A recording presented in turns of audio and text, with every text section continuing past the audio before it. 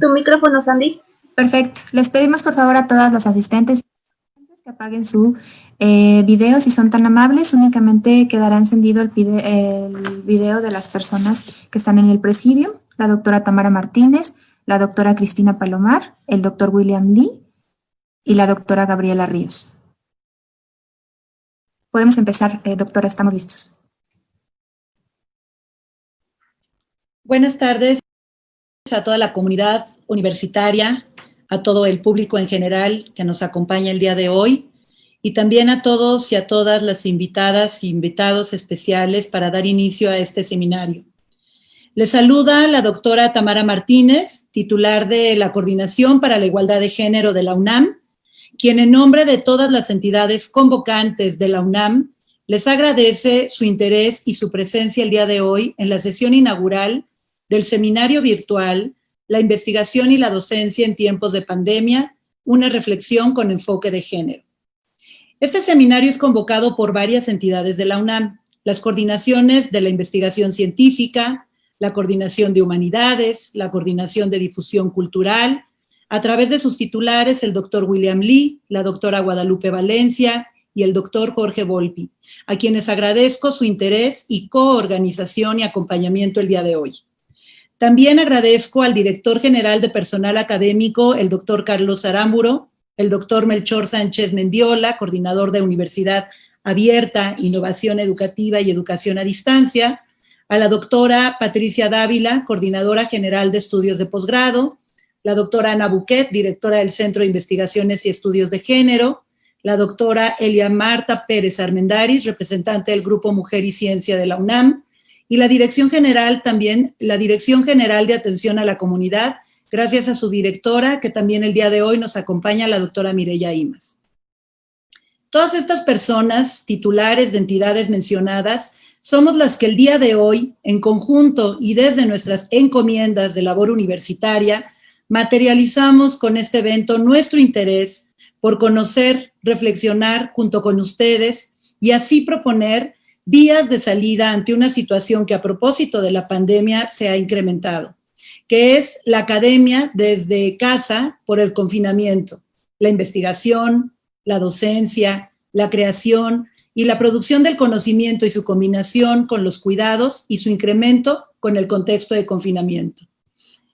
Es temática tal y como se titula la sesión del día de hoy, que estará a cargo de la doctora Cristina Palomar, nuestra conferencista magistral, a quien también le doy la bienvenida y las gracias por ofrecernos su conocimiento y reflexionar con nuestro público. Muchas gracias. Le doy la palabra ahora al doctor William Lee, el coordinador de investigación científica de la UNAM, para dar la bienvenida. Muchas gracias, muy buenas tardes. Muchas gracias, doctora Martínez, coordinadora para la igualdad de género de nuestra universidad, y muy buenas tardes a todas y todos ustedes. Muchas gracias por acompañarnos en este evento, me da mucho gusto estar aquí. Para arrancar voy a ser muy breve. Bueno, yo creo que la pandemia vino a exacerbar y a poner reflectores sobre problemas que ya estaban con nosotros en realidad. Los hacen más agudos y también, por lo tanto, nos hacen pensar en acciones y en remedios y en políticas de mitigación para estar en una mejor condición de enfrentarlos. Pero estaban ahí, sin duda, muchos de ellos. La docencia y la investigación pues son dos de las tres actividades sustantivas de la universidad de acuerdo a su ley orgánica. La otra es la difusión de la cultura, y todas están afectadas. Me parece muy importante que todas las coordinaciones estén involucradas en la realización de un evento y de poner sobre la mesa los temas que están aquí. Y entonces no son excepción estas actividades, en particular en el contexto de la pandemia, y en particular con respecto a los temas de equidad en todos los sentidos, y muy especialmente, me parece, en términos de la equidad y la igualdad en términos de género y de condiciones socioeconómicas, que también en un país como el nuestro tienen una correlación muy fuerte. Cuando uno piensa en hacer actividades a distancia, como lo estamos haciendo ahorita por Zoom o por Facebook o por YouTube o como sea, no todo es el ancho de banda. Por supuesto que si hay un problema de ancho de banda se cae la sesión y ya no nos oímos y no nos vemos. pero el ancho de banda y la posibilidad de conectarse es solo el primer ingrediente para que una actividad de este tipo se pueda desarrollar. Hay que poder dedicarle tiempo, hay que poder concentrarse, hay que tener un espacio para hacerlo y hay que tener las condiciones para poder dedicarle este tiempo y este espacio de unas horas o lo que sea, en condiciones que pueden ser difíciles porque no estamos en el lugar de costumbre del trabajo o de estudio. Al caso de la irreparable pérdida de Quino de ayer, que es pues una referencia y un hito en todo lo que toca señalar con ironía y con sentido del humor muchas situaciones delicadas, obvias, pero que a veces hay que decir, no por ser obvias deja de ser necesario decirlas. Hay una banda de Quino donde Mafalda, con su genialidad de siempre, le pregunta a Felipe si se da cuenta qué pasaría si no existiera la distancia. Están sentados en la banqueta. Entonces, ¿te imaginas todo lo que habría aquí, Felipe, junto a nosotros? Vietnam, los Beatles, Woodstock, el Che, todo absolutamente. Empieza a hacer una lista, ¿no? Y el dibujo se centra sobre Mafalda. Y luego voltea a Mafalda y Felipe está desmayado. Y dice, sí, se da cuenta. Entonces, un poco el hecho de que tengamos estas herramientas no quiere decir que nos podemos pasar de la casa, de la cama, de la mesa, al salón, a la oficina, indistintamente. Es muy cómodo, pero también es muy exigente y muy complicado. Y en la vida diaria de las personas, y sobre todo, me parece, de las mujeres, ha hecho muy difícil muchísimas cosas. Entonces, me da mucho gusto que se haya organizado esta conversación. Vamos a tener una presentación, va a haber varias sesiones a lo largo de los próximos días y semanas. Y es un privilegio poder colaborar con esto y estar al lado de la doctora Martínez, que está haciendo un trabajo magnífico en esta coordinación para poner estos temas sobre la mesa, porque si no los discutimos, pues nunca vamos a tener alguna solución para atenderlos. El primer paso es reconocer que hay problemas, discutirlos, tratarlos y llegar a soluciones. Entonces, me da mucho gusto poder acompañarles un ratito y es un placer. Muy buenas tardes, espero que disfruten del programa de hoy y de las sesiones que vienen. Muchísimas gracias. Muchas gracias, doctor William Lee. Le doy la palabra ahora a la doctora Gabriela Ríos Granados. Ella es secretaria académica que viene en representación de la coordinadora de humanidades, la doctora Guadalupe Valencia. Adelante, doctora Gabriela. Gracias. Muchas gracias, estimada doctora Tamara Martínez, estimado doctor William Lee, y a al público asistente. Yo estoy muy entusiasmada y también transmito el entusiasmo de la doctora Guadalupe Valencia, que lamentablemente no pudo acompañarnos el día de hoy, pero este entusiasmo primero porque tenemos nuestra coordinación de igualdad en género. Entonces es algo que hacía falta en la universidad y la universidad está poniendo en muy alto el tema de la igualdad de género, sobre todo en un país donde tenemos tantas problemáticas de la violencia de género. En este sentido, estoy muy conmocionada, pues muy alegre en el sentido de participar y que la coordinación de humanidades participe con el propio centro que tenemos al mando de la doctora Ana Buquet, y sobre todo para generar propuestas, y como lo comentaba el doctor William Lee, el confinamiento, la pandemia vino a desnudar las falencias que tiene el mundo, la sociedad mexicana, y acentuar estas diferencias.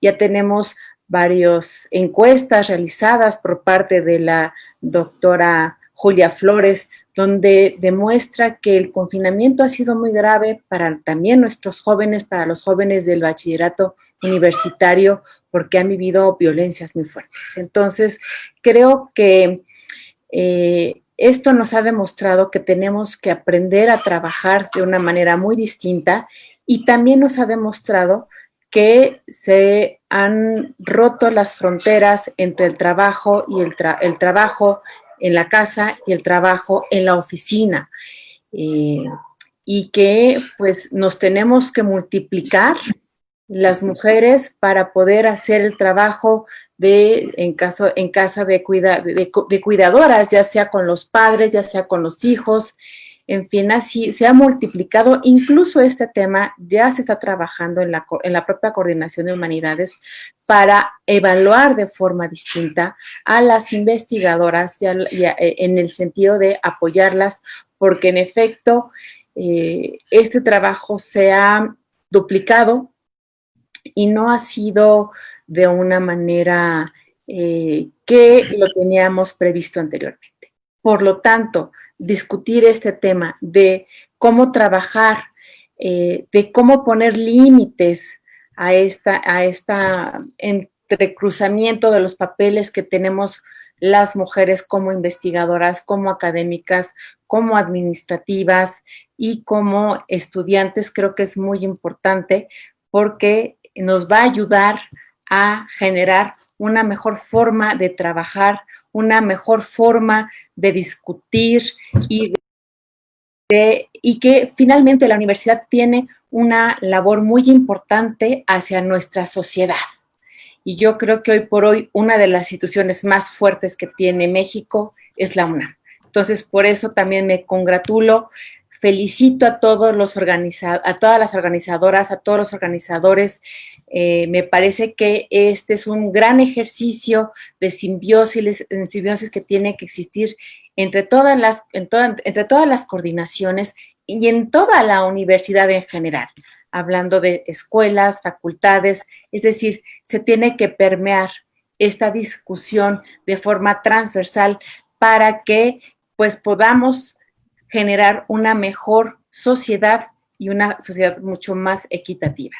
Pues sin más, me felicito de parte de la coordinadora, de la doctora Guadalupe Valencia, que en la coordinación prácticamente pues somos más mujeres trabajando que los hombres, entonces ahí creo que son muy pocos los hombres los que cumplen esta cuota de género, pero pues enhorabuena y deseo muchísimo, muchísimo éxito al trabajo de este seminario virtual.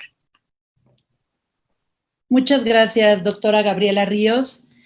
Pues todos y todas nosotras sabemos que las actividades de investigación y de docencia atraviesan hoy un escenario pues muy adverso, ya lo comentan ambas coordinaciones, no solo por las condiciones presupuestales que se esperan a partir del próximo año, ni por la incertidumbre que trae consigo la contingencia sanitaria, sino por la falta de un modelo de docencia y de trabajo a distancia con una pedagogía crítica feminista que esté al alcance de toda la población y que promueva la igualdad de condiciones para lograrlo.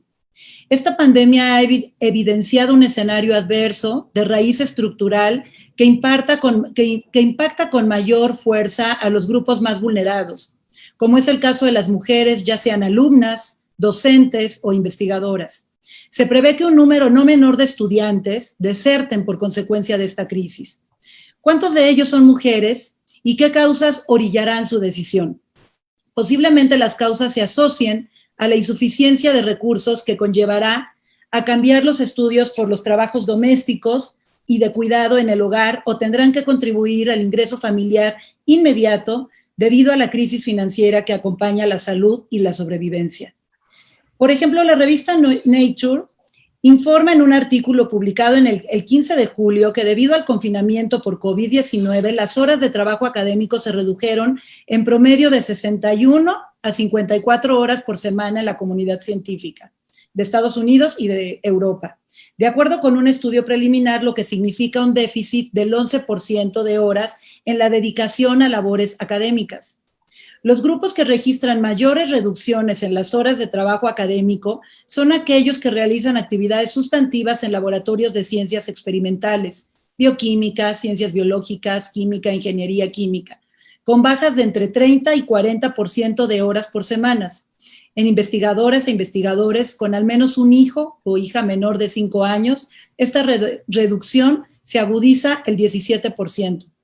La situación es similar para quienes se ocupan del cuidado de personas mayores de 65 años.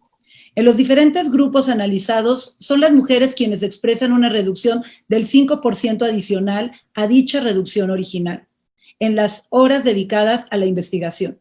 En áreas de conocimiento como las disciplinas médicas, la publicación de artículos de autoras mujeres en journal se redujo el 16% en comparación con el 2019, Inclusive en el caso de mujeres como primeras autoras, la reducción fue del 19%.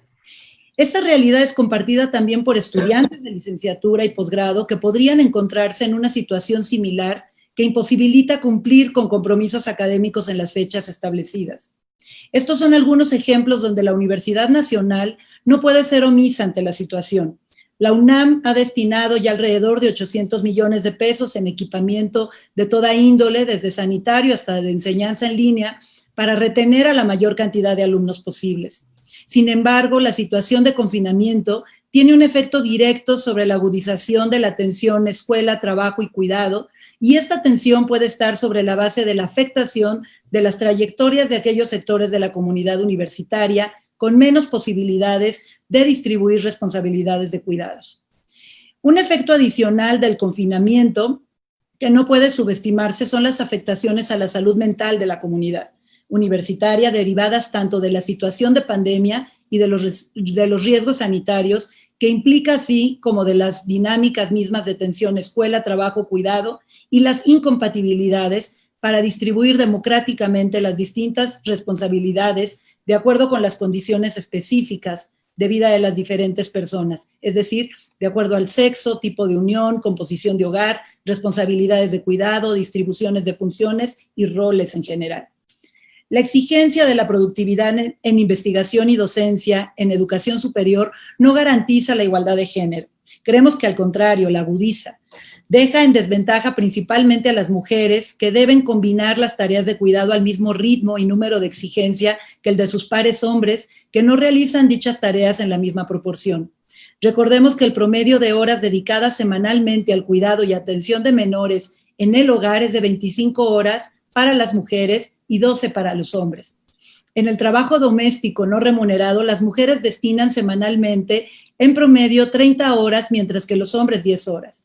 El Instituto Nacional de las Mujeres ha advertido un incremento exacerbado de la carga de trabajo de cuidados no remunerados para niñas y mujeres, que tiene consecuencias en su aprendizaje o en su trabajo remunerado.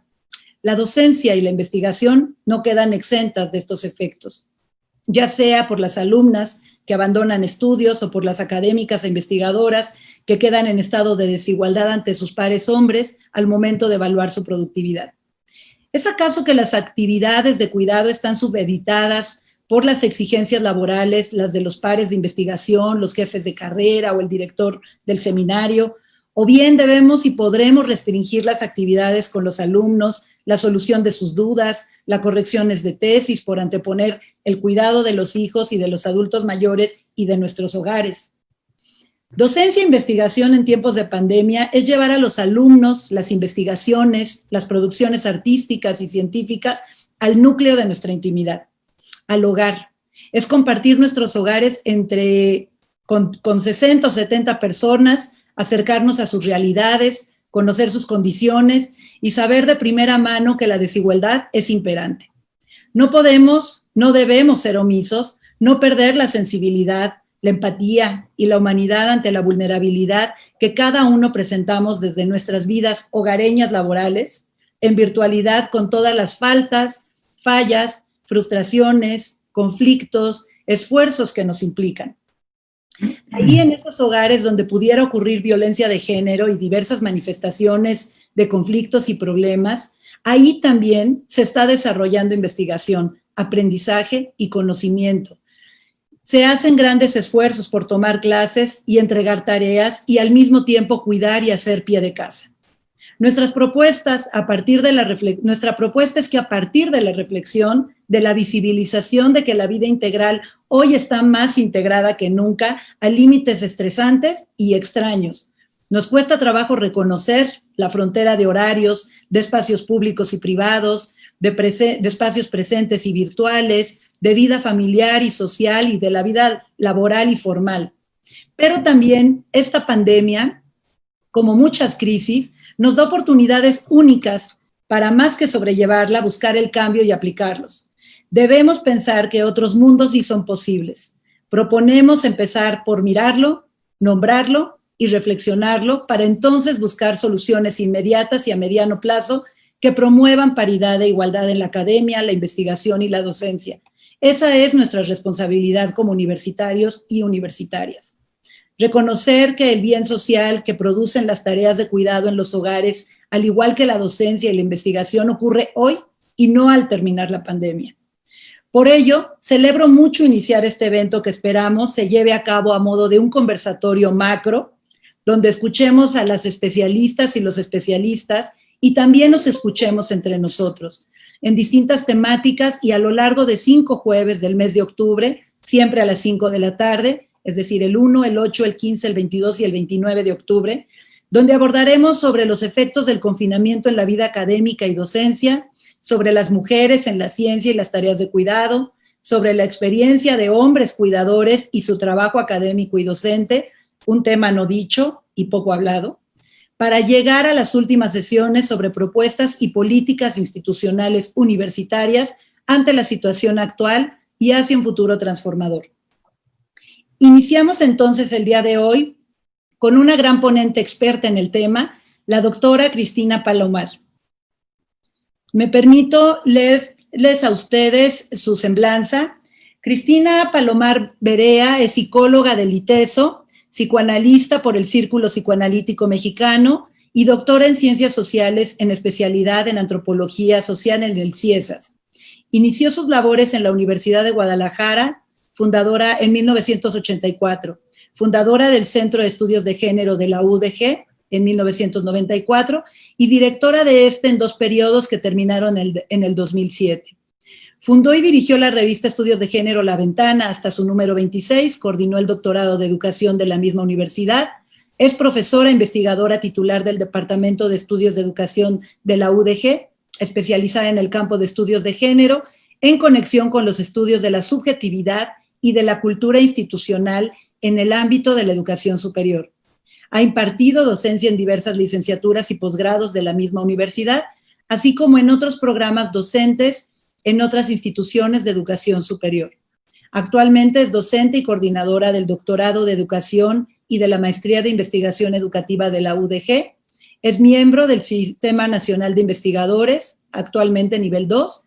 Cuenta con perfil PROMED desde hace 10 años y es autora de los libros En cada charro un hermano, la charrería en el estado de Jalisco, El orden discursivo de género en los altos de Jalisco, Maternidad en prisión, La cultura institucional de género en la Universidad de Guadalajara y Feminizar no basta, orden de género, equidad e inclusión en la educación superior, así como de diversos artículos publicados en revistas especializadas de divulgación nacionales y extranjeras. Le doy la palabra a nuestra conferencista magistral, la doctora Cristina Palomar, a quien le vuelvo a dar la bienvenida. Muchas gracias y a todos bienvenidos. Muchas gracias y estoy muy contenta y muy honrada de haber sido invitada por la doctora Martínez para impartir esta conferencia inaugural de este seminario que me parece que es de la mayor relevancia en las circunstancias en las que estamos viviendo ahora. Es realmente muy loable que en la Universidad Nacional se haya propuesto una reflexión acerca de este tema. Y me parece que de aquí van a salir una serie de reflexiones y de propuestas que pueden ser muy importantes, no nada más para la Universidad Nacional, sino para toda la educación superior en el país, ¿no? Bueno, entonces, sin más preámbulos, voy a poner el PowerPoint de la presentación.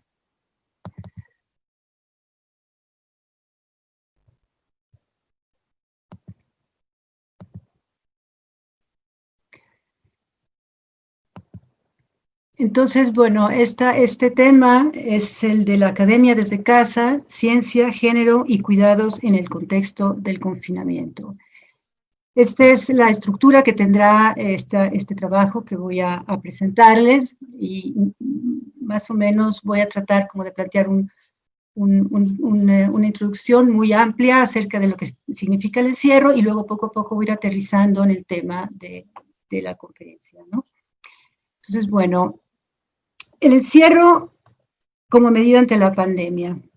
A principios del 2020, el mundo parecía estar en el punto de su mayor aceleración, expresada en un nivel de consumo más alto que nunca y en una movilidad que rebasaba todos los índices históricos tanto por las migraciones masivas motivadas por la pobreza o los conflictos, como por el turismo cada vez más barato y accesible. Se vivía, pues, al parecer, el clímax de la modernidad tardía y de la globalización. En ese punto, la pandemia mundial de coronavirus, que en enero estalló en China y poco a poco fue extendiéndose por el mundo, detuvo drásticamente esta dinámica y trastornó la vida social en distintas formas.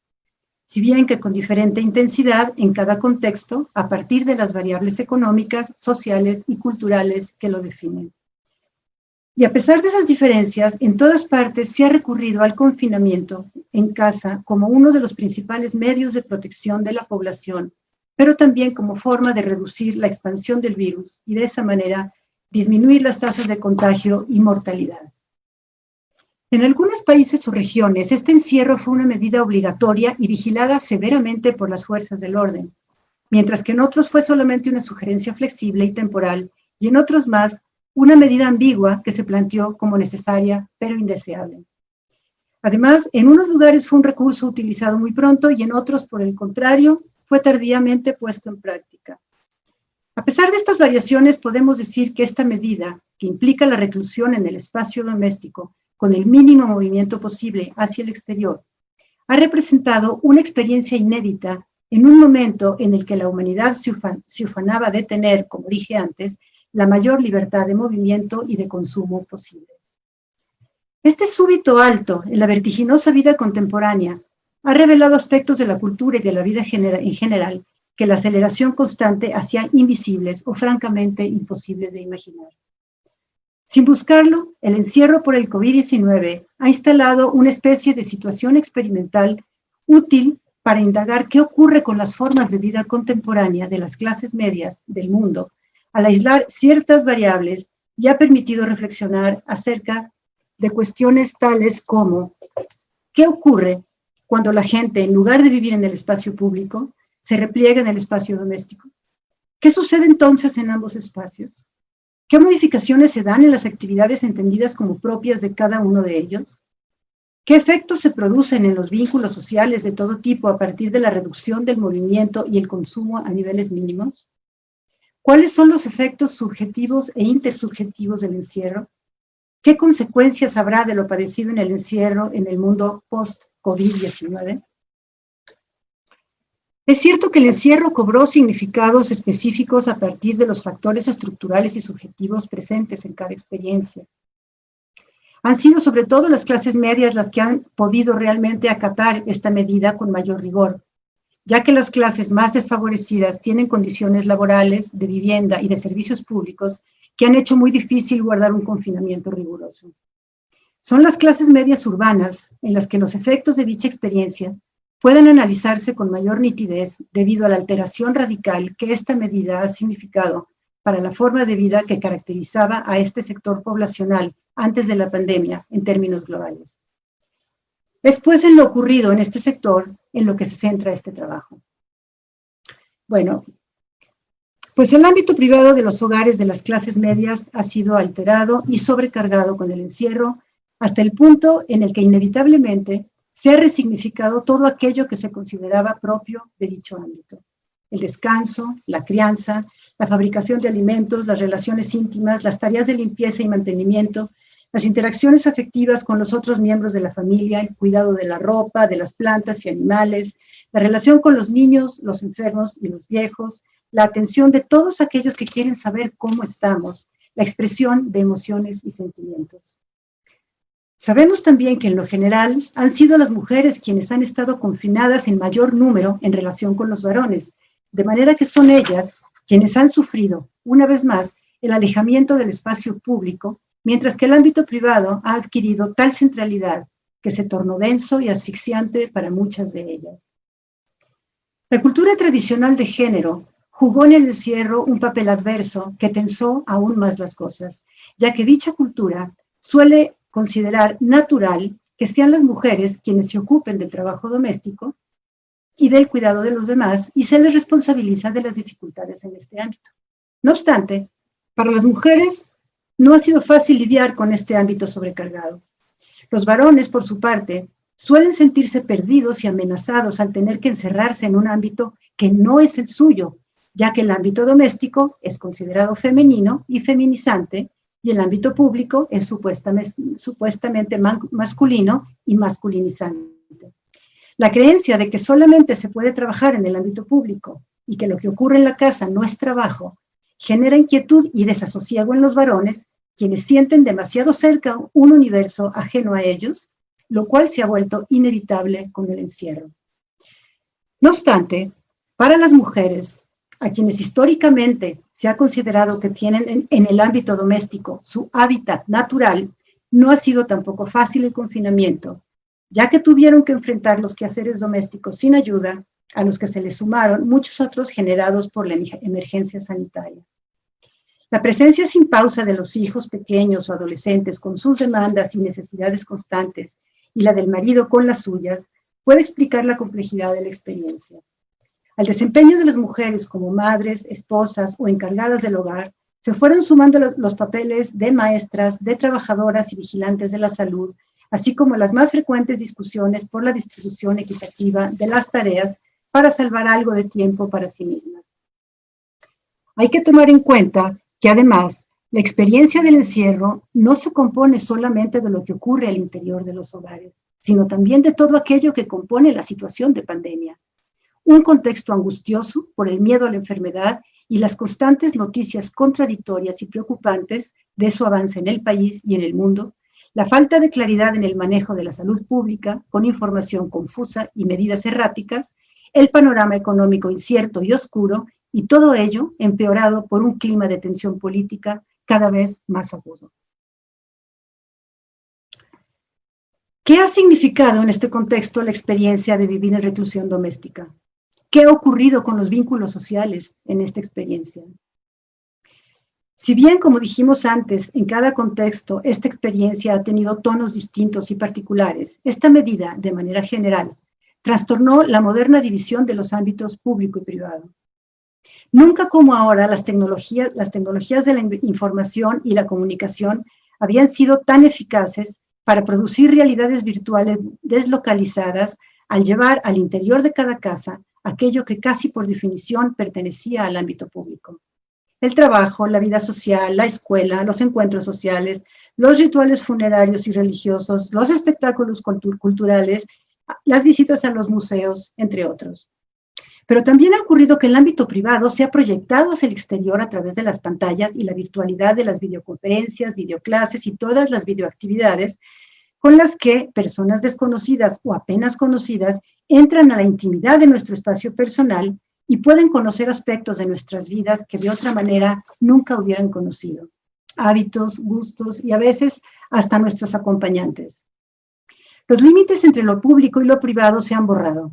Y se podría decir que lo que se entendía por el hogar parece haber pasado por un proceso de resignificación a partir de la experiencia del confinamiento por la pandemia, cuyos efectos a largo plazo habrá todavía que estudiar. En el encierro, el mismo espacio físico ha adquirido una nueva relevancia y se ha significado de manera distinta a partir de la pandemia. Su tamaño, su calidad y sus condiciones cobraron una importancia inédita. Contar con espacio iluminado, limpio, ventilado y agradable, además de suficiente para que quienes comparten el encierro descansen unos de otros o les permita momentos de aislamiento, soledad y silencio, se tornó fundamental, al igual que su funcionalidad y acondicionamiento.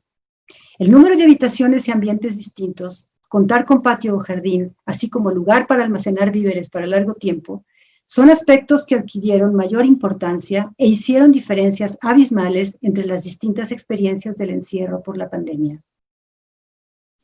La modernidad tardía y su aceleración constante había restado peso al ámbito doméstico.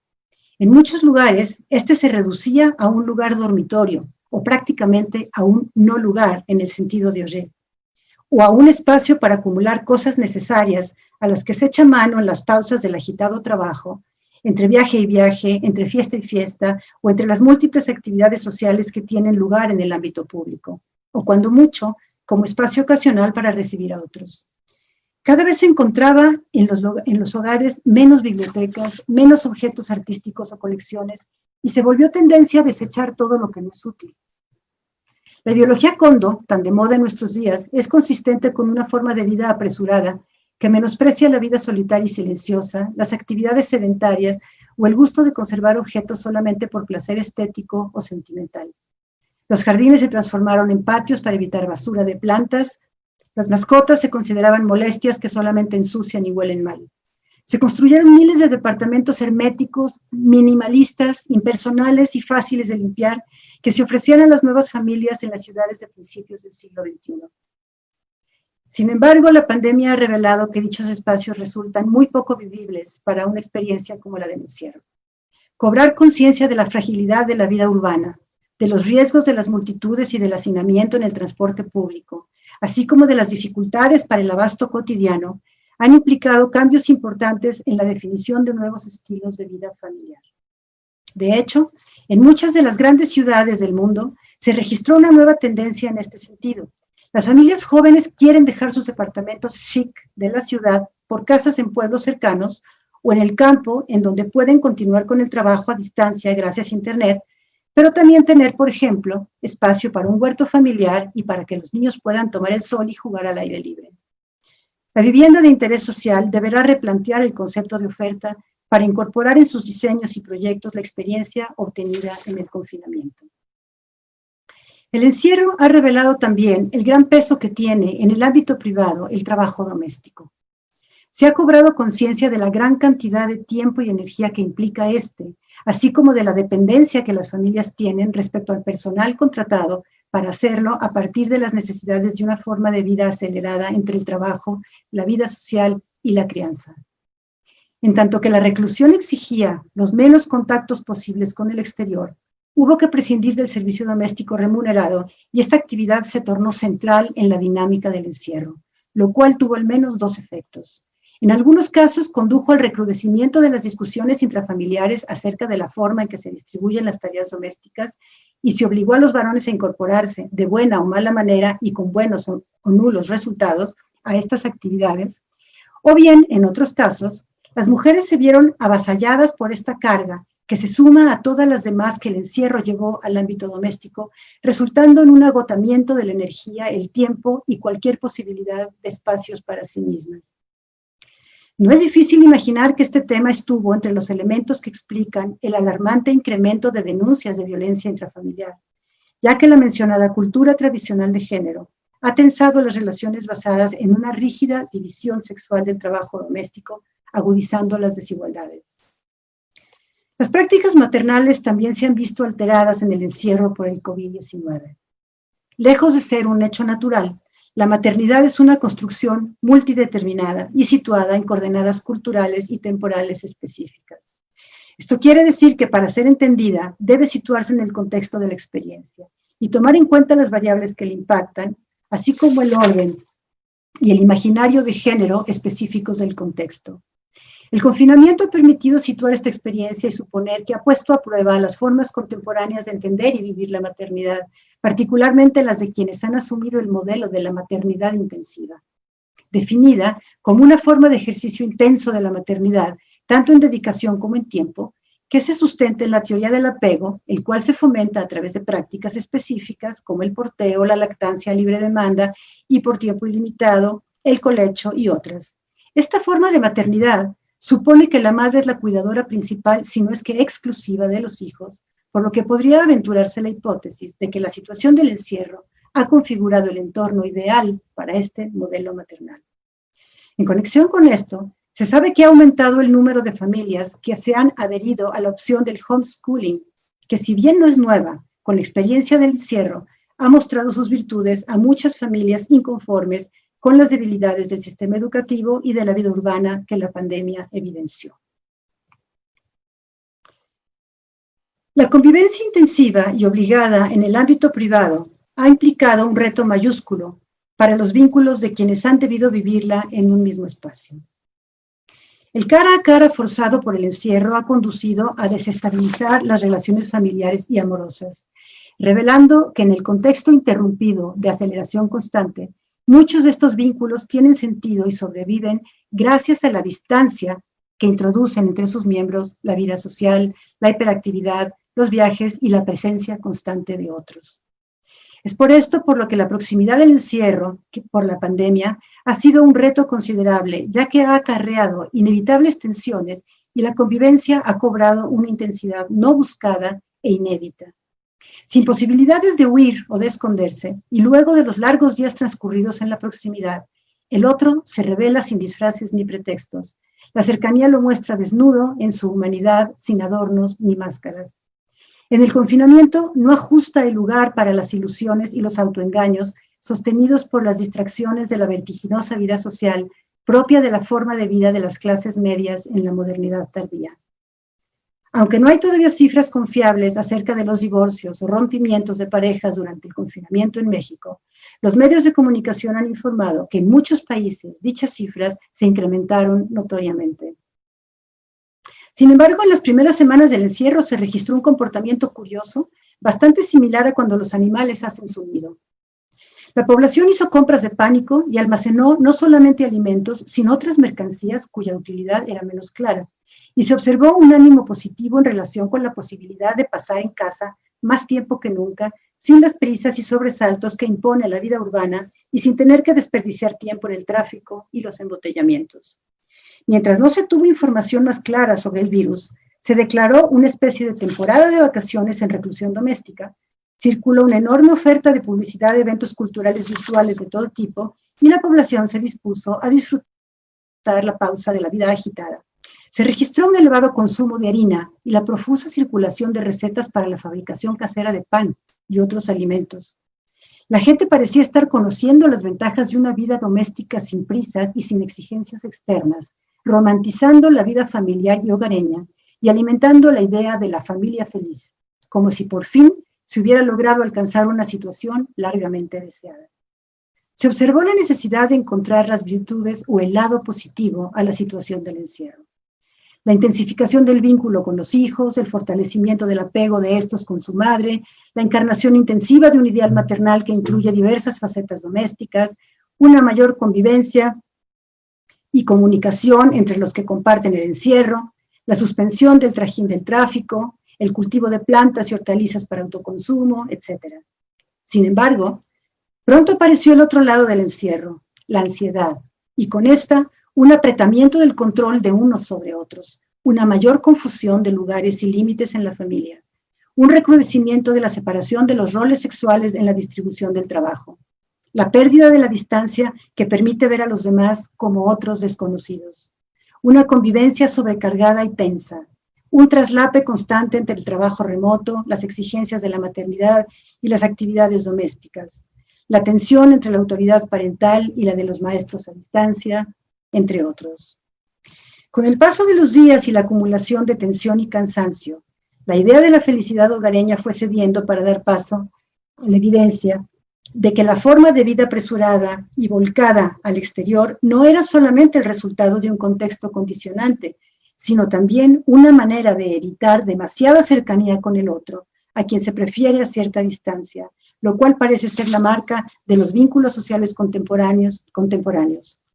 En tiempos normales, los varones se alejan de la familia en su trabajo o en los lugares de sociabilidad masculina. Los infantes y jóvenes tienen en las escuelas y otros espacios de socialización un reducto que oxigena sus vidas más allá de la familia y sus restricciones. Y las mujeres aprovechan también el trabajo y otras actividades para convertirlas en espacios de sociabilidad y distanciamiento de las exigencias de género vinculadas con la crianza y el ámbito doméstico. La libertad es algo que suele experimentarse lejos del ámbito familiar. Después de algunas semanas, ya que la percepción positiva del encierro comenzó a dar paso al cansancio, el aburrimiento y la nostalgia por la capacidad perdida de movimiento, se apreciaron irremediablemente e imperceptiblemente algunos efectos de este en los sujetos y en la convivencia. El poco contacto con el exterior llevó a la pérdida de perspectiva que hace que los sucesos más simples cobren una proporción desmesurada. Podríamos decir que los días transcurren en un plano primario de reacciones y emociones, sobre todo en aquellas circunstancias en las que el ambiente se hace asfixiante. El encierro impidió mantener las actividades que suelen satisfacer los propios intereses y deseos o disminuir la tensión de la vida cotidiana. Sabemos que la convivencia cotidiana implica siempre elementos que son en sí mismos difíciles o desagradables, pero que al ser parte normal de la vida en la intimidad, se sobrellevan con la ayuda de estrategias más o menos sencillas. Sin embargo, dichas estrategias se tornan inoperantes en la situación de encierro y la convivencia se vuelve insoportable, configurando una situación explosiva. La ruptura de rutinas y actividades trastorna la percepción del tiempo, el cual pierde su potencial organizador. Todo esto empeora si se pierde el trabajo, si se presenta la enfermedad o la muerte, si hay dificultades económicas o no se pueden establecer acuerdos para una convivencia que permita a los involucrados tener espacios y tiempos de descanso. El conflicto es inherente a la convivencia y el hacinamiento produce reacciones de sobrevivencia muy violentas. Cuando la convivencia se torna abruptamente tan intensa y en un contexto de miedo, angustia e incertidumbre, es fácil comprobar que los conflictos se potencian y estallan con mayor violencia, lo cual se ha puesto en evidencia en muchos países durante el encierro por el coronavirus, según lo han reconocido diversos gobiernos. Según información de la ONU, desde el inicio de la pandemia y en comparación con el año pasado, se ha duplicado el número de llamadas a las líneas de ayuda en países como el Líbano y Malasia.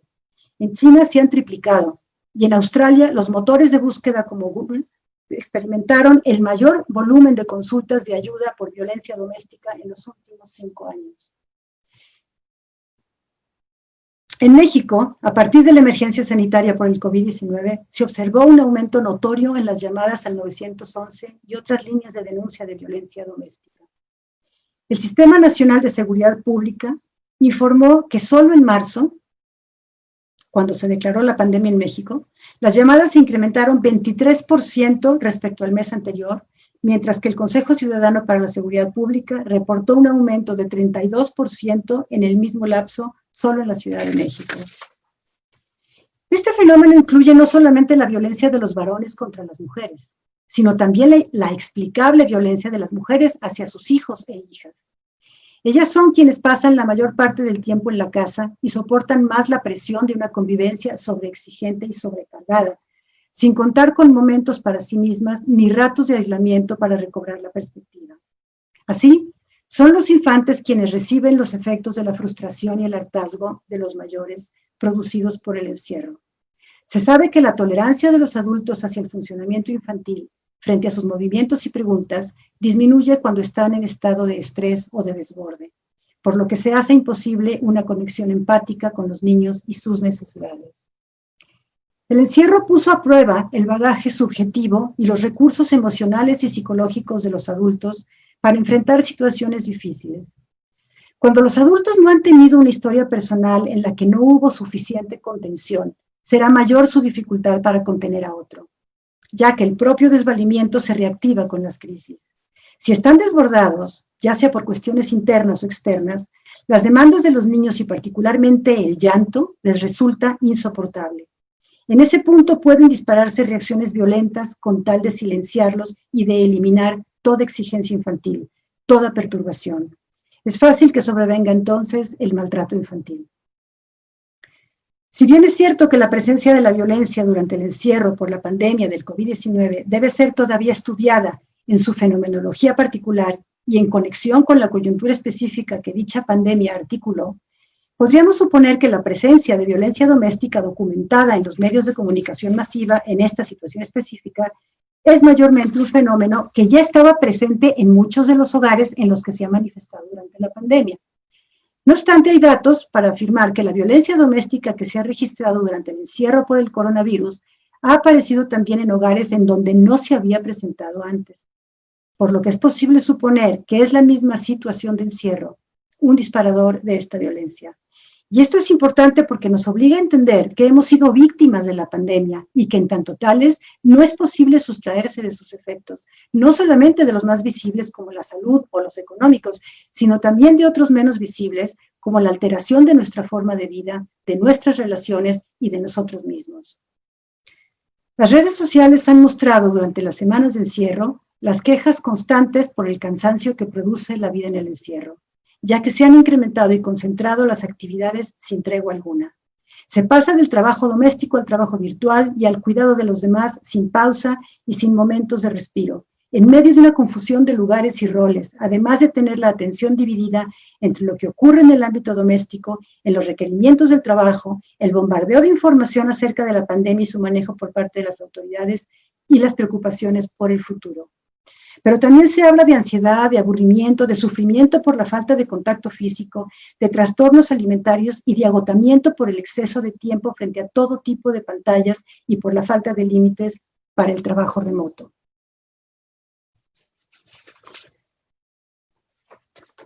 En este contexto, se plantea la siguiente pregunta.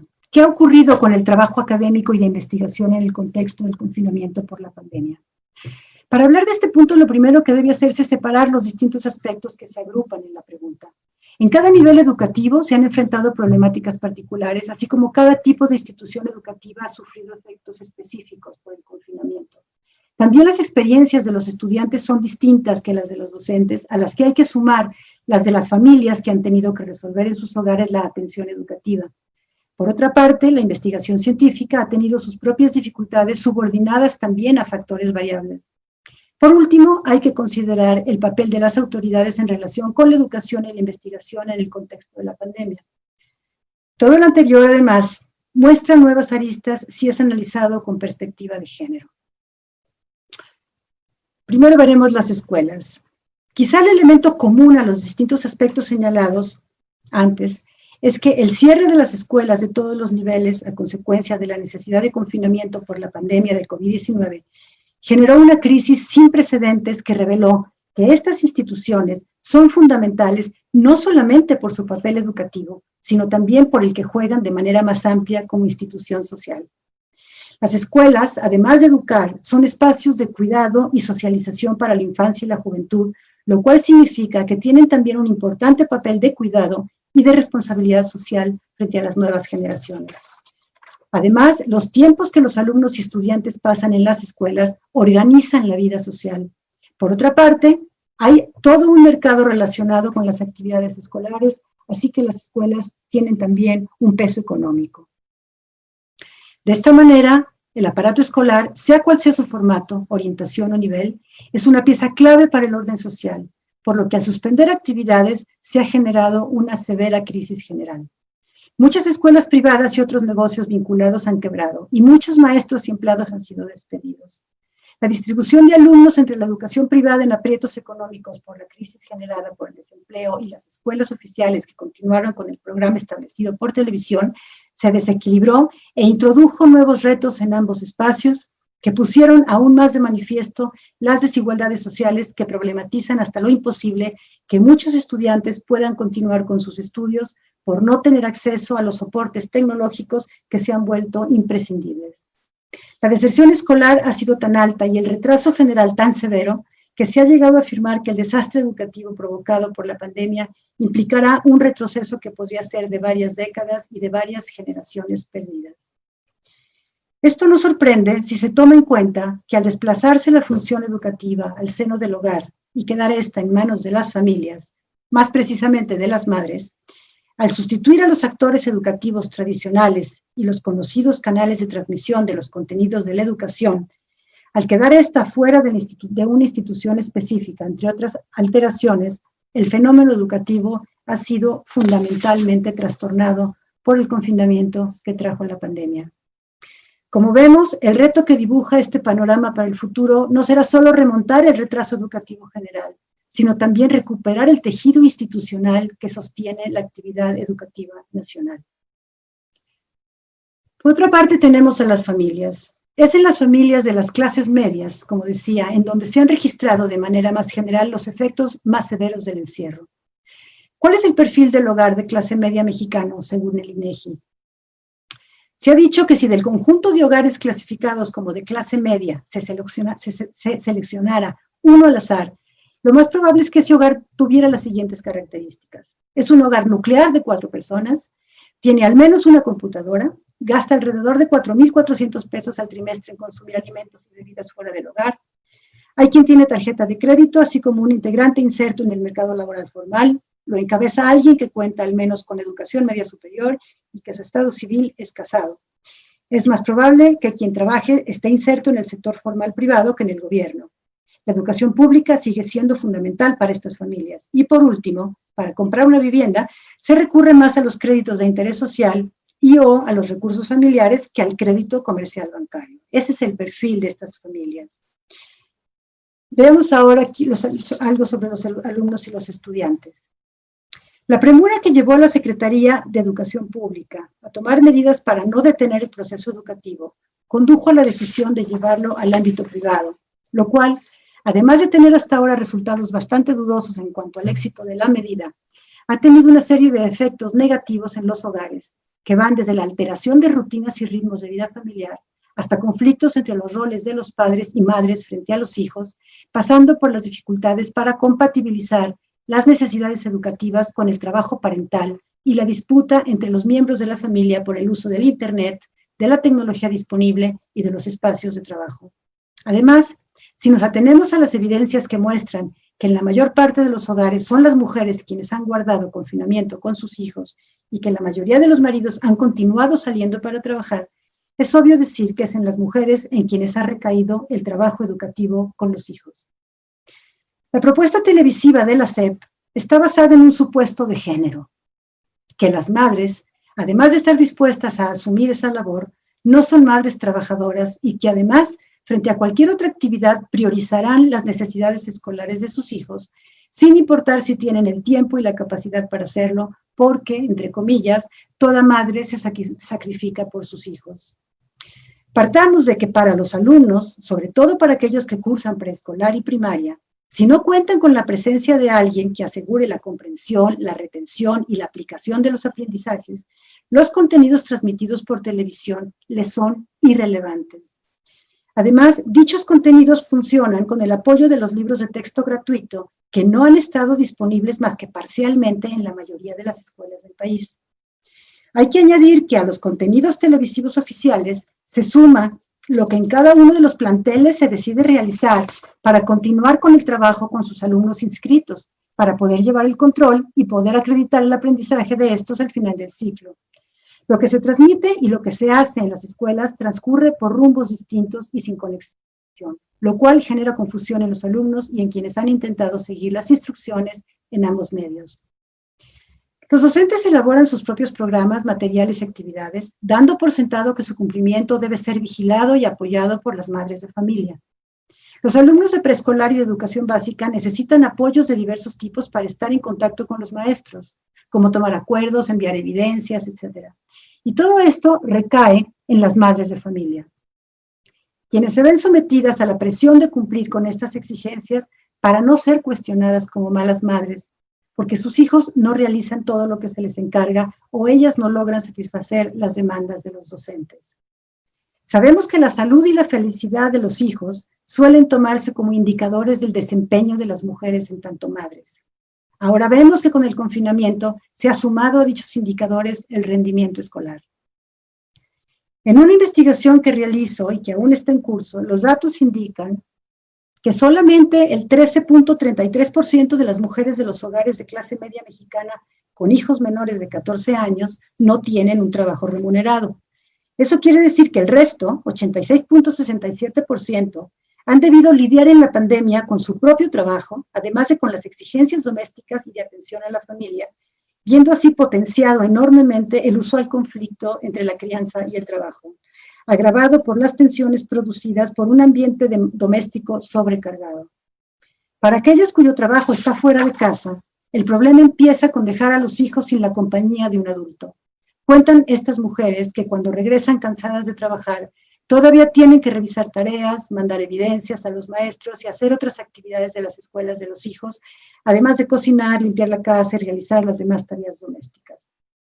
Para las que hacen trabajo remoto desde casa, las dificultades no son menores, ya que han visto sobreponerse las actividades domésticas y las necesidades escolares de los hijos a las de sus actividades laborales, generando caos, una gran tensión e innumerables conflictos. Agreguemos a lo anterior la eventualidad de tener en casa o en la familia a uno de los 750,000 contagiados por el COVID-19 que se han presentado a nivel nacional, según cifras oficiales. Sabemos que en estos casos el trabajo del cuidado y atención a la salud ha recaído también en los hombros de las mujeres por ser quienes pasan más tiempo en el ámbito doméstico y también porque se les asume de entrada dispuestas y calificadas para hacerlo. La medida oficial dictada desde el inicio de la pandemia de pedir a la población no acudir a los hospitales para evitar su saturación condujo a que muchas de las personas contagiadas con el virus permanecieran en casa y fueran atendidas ahí por las mujeres sin considerar que éstas quedaban expuestas al contagio al no contar con equipos de protección ni muchas veces con la posibilidad de aislar a los enfermos. La mencionada estrategia educativa oficial, al parecer, tampoco consideró la disponibilidad en las familias de los recursos tecnológicos para llevar adelante la encomienda educativa. Si bien sabemos que según el INEGI, el 92.5% de los hogares mexicanos cuentan con televisión, sabemos también que solamente el 44.3% cuenta con una computadora.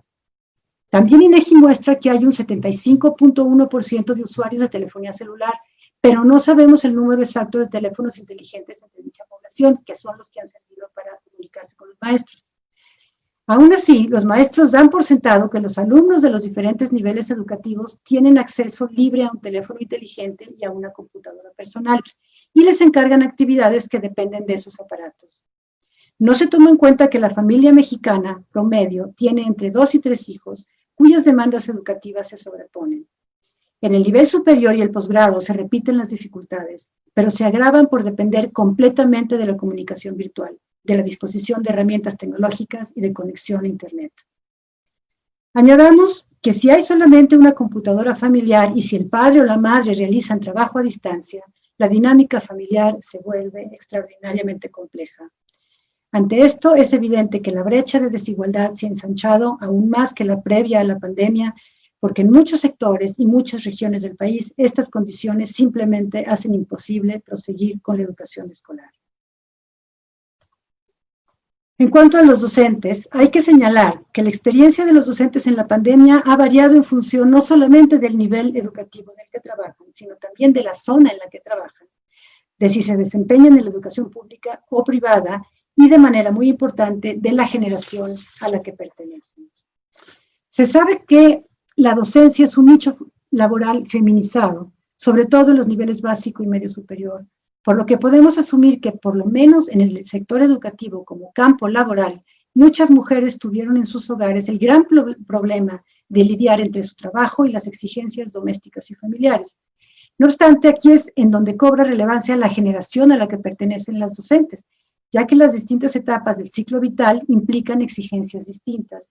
La situación más seria es la de las mujeres que tienen varios hijos menores de 14 años, es decir, gran número de mujeres entre los 35 y los 50 años, quienes vivieron el confinamiento entre las exigencias de su propio trabajo docente, los requerimientos escolares de sus hijos y el trabajo doméstico.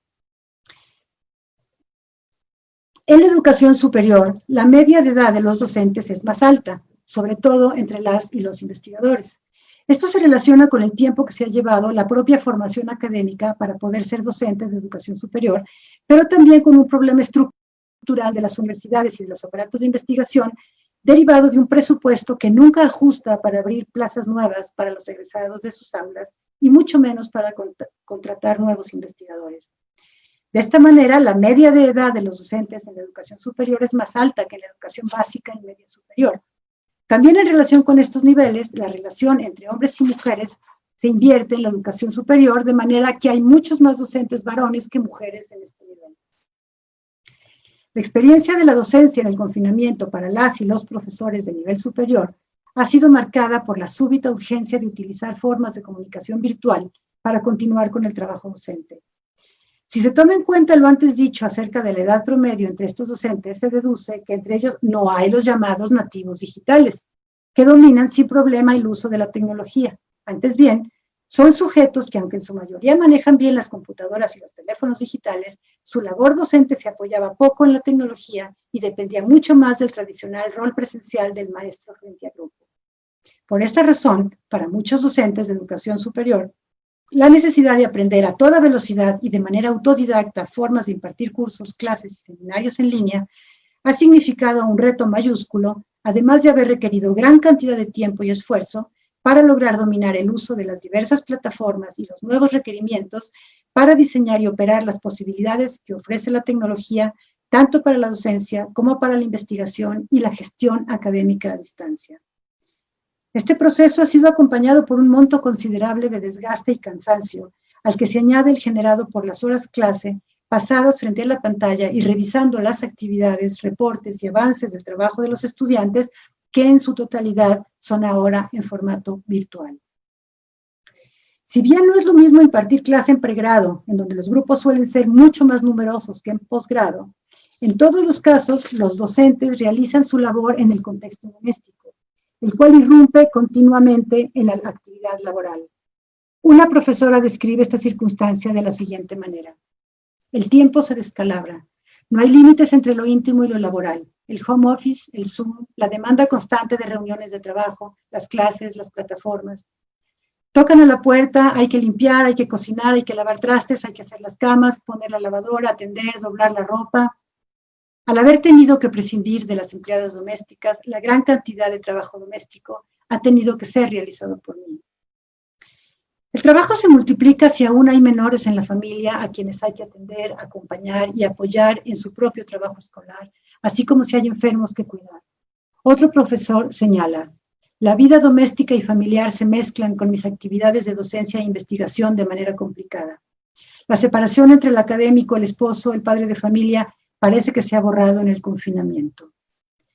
De esta manera, el trabajo académico no se ha interrumpido, pero sí ha estado sujeto a una larga serie de sobresaltos, cambios, tensiones y conflictos que lo han tornado agotador y estresante.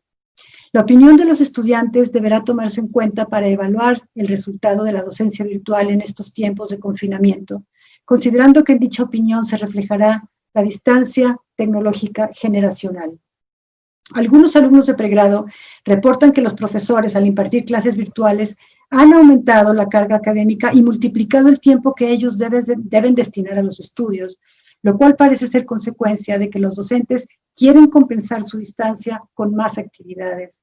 Los estudiantes se quejan de cansancio y en muchos casos de poco aprendizaje. En cuanto a los investigadores, hay datos que muestran que en la población de los profesores e investigadores universitarios, la cultura de género es más laxa que en otros sectores poblacionales. Se observa en este sector una división sexual del trabajo doméstico más igualitaria, sobre todo en familias en que ambos miembros de la pareja son académicos.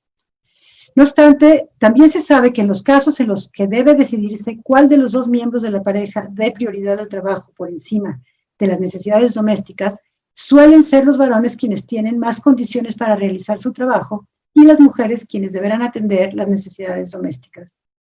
Pero también las académicas tienen más conciencia de género y están más dispuestas que las mujeres de otros grupos poblacionales a defender su derecho a tiempos de trabajo equitativos, lo cual ha llevado a la necesidad de nuevas negociaciones para equilibrar las cargas de trabajo doméstico, así como a un aumento de conflictos entre las parejas.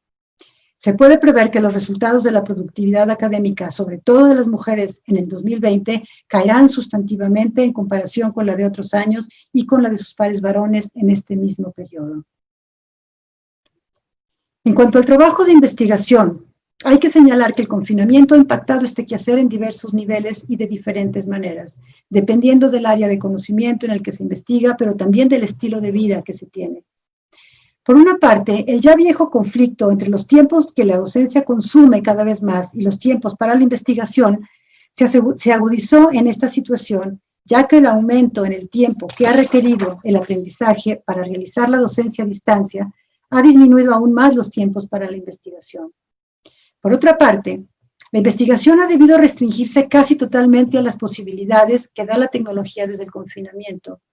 La mayor parte de los investigadores se han visto forzados a suspender el trabajo de campo o de levantamiento de información empírica para concentrarse en el llamado trabajo de gabinete, es decir, en la revisión bibliográfica, en la escritura, la investigación documental, la búsqueda de fuentes en línea, la redacción de reportes e informes retrasados, entre otras actividades.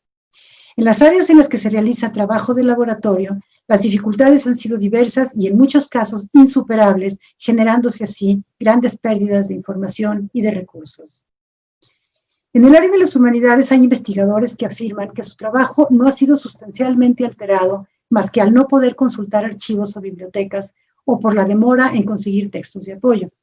Otros que hacen investigación en ciencias sociales relatan que no suspendieron el trabajo de campo recurriendo a estrategias creativas para lograrlo.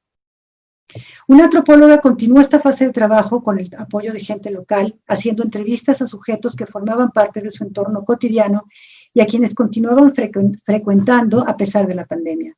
También hizo entrevistas telefónicas y solicitó a un asistente hacer autoetnografía de sí misma y de su familia.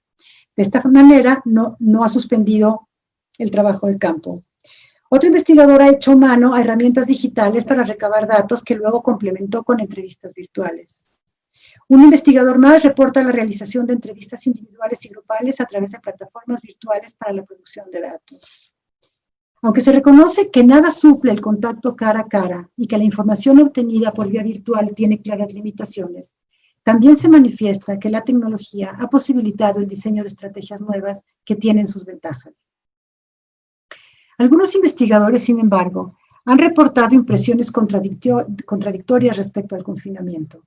Algunos, tanto hombres como mujeres, se han sentido complacidos por la disminución drástica de las necesidades de movilidad por la ciudad, que ha redundado en mayor tiempo para trabajar en casa.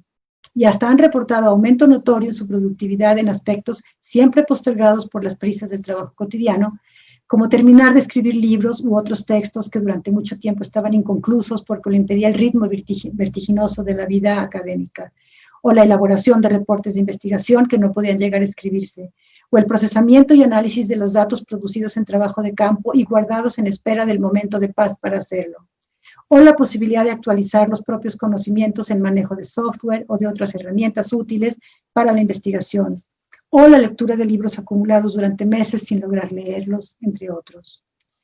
Algunos investigadores señalan que la quietud del confinamiento les ha permitido mayor concentración para trabajar, pero otros señalan que la incertidumbre que acarrea la pandemia en un sentido amplio ha limitado precisamente las posibilidades de concentración.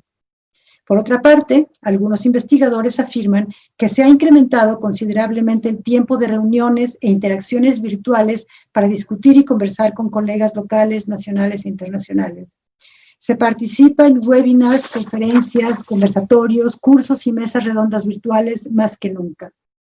Hay que observar que mientras antes de la pandemia la realización de estos encuentros internacionales dependía de conseguir el siempre huidizo presupuesto para viajar o invitar a los colegas, el confinamiento ha mostrado que la vía virtual hace posible su realización de manera más rápida y sencilla con excelentes resultados.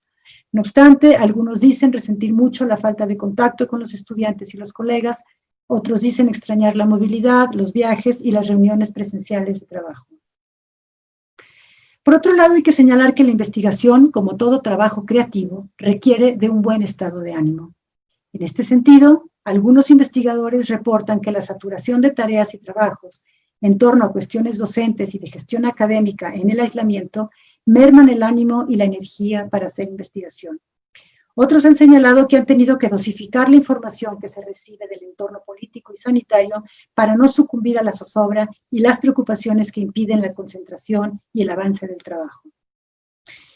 En este punto resulta interesante recordar lo planteado por Hannah Arendt en relación con los riesgos del aislamiento, la incapacidad de actuar y la falta de poder. El aislamiento, que esta filósofa asoció con el totalitarismo, es la fuente de la impotencia. Habrá que preguntarse qué efectos tendrá el aislamiento en el conjunto de profesores e investigadores como cuerpo social crítico y productor de conocimiento en el contexto actual de incertidumbre y debilitamiento de las instituciones. Sobre todo en el desolador panorama que dibuja el menosprecio del gobierno federal hacia los científicos y los académicos, el cual parece no comprender la naturaleza de este campo de trabajo y que ha redundado en afectaciones relevantes para su desempeño y avance y en políticas públicas de ciencia y tecnología que reflejan tanto el menosprecio como la incomprensión. Bueno, hemos dicho que la cultura tradicional de género jugó en el encierro un papel adverso que tensó aún más las difíciles circunstancias de la pandemia. Consideremos que lo que ocurre en el ámbito privado en términos de género no está desconectado del orden de género en el amplio sentido del término. El género es un elemento de la estructura social que encarnan los sujetos, quienes lo actúan en el ámbito privado y en las relaciones intersubjetivas, asegurando su reproducción.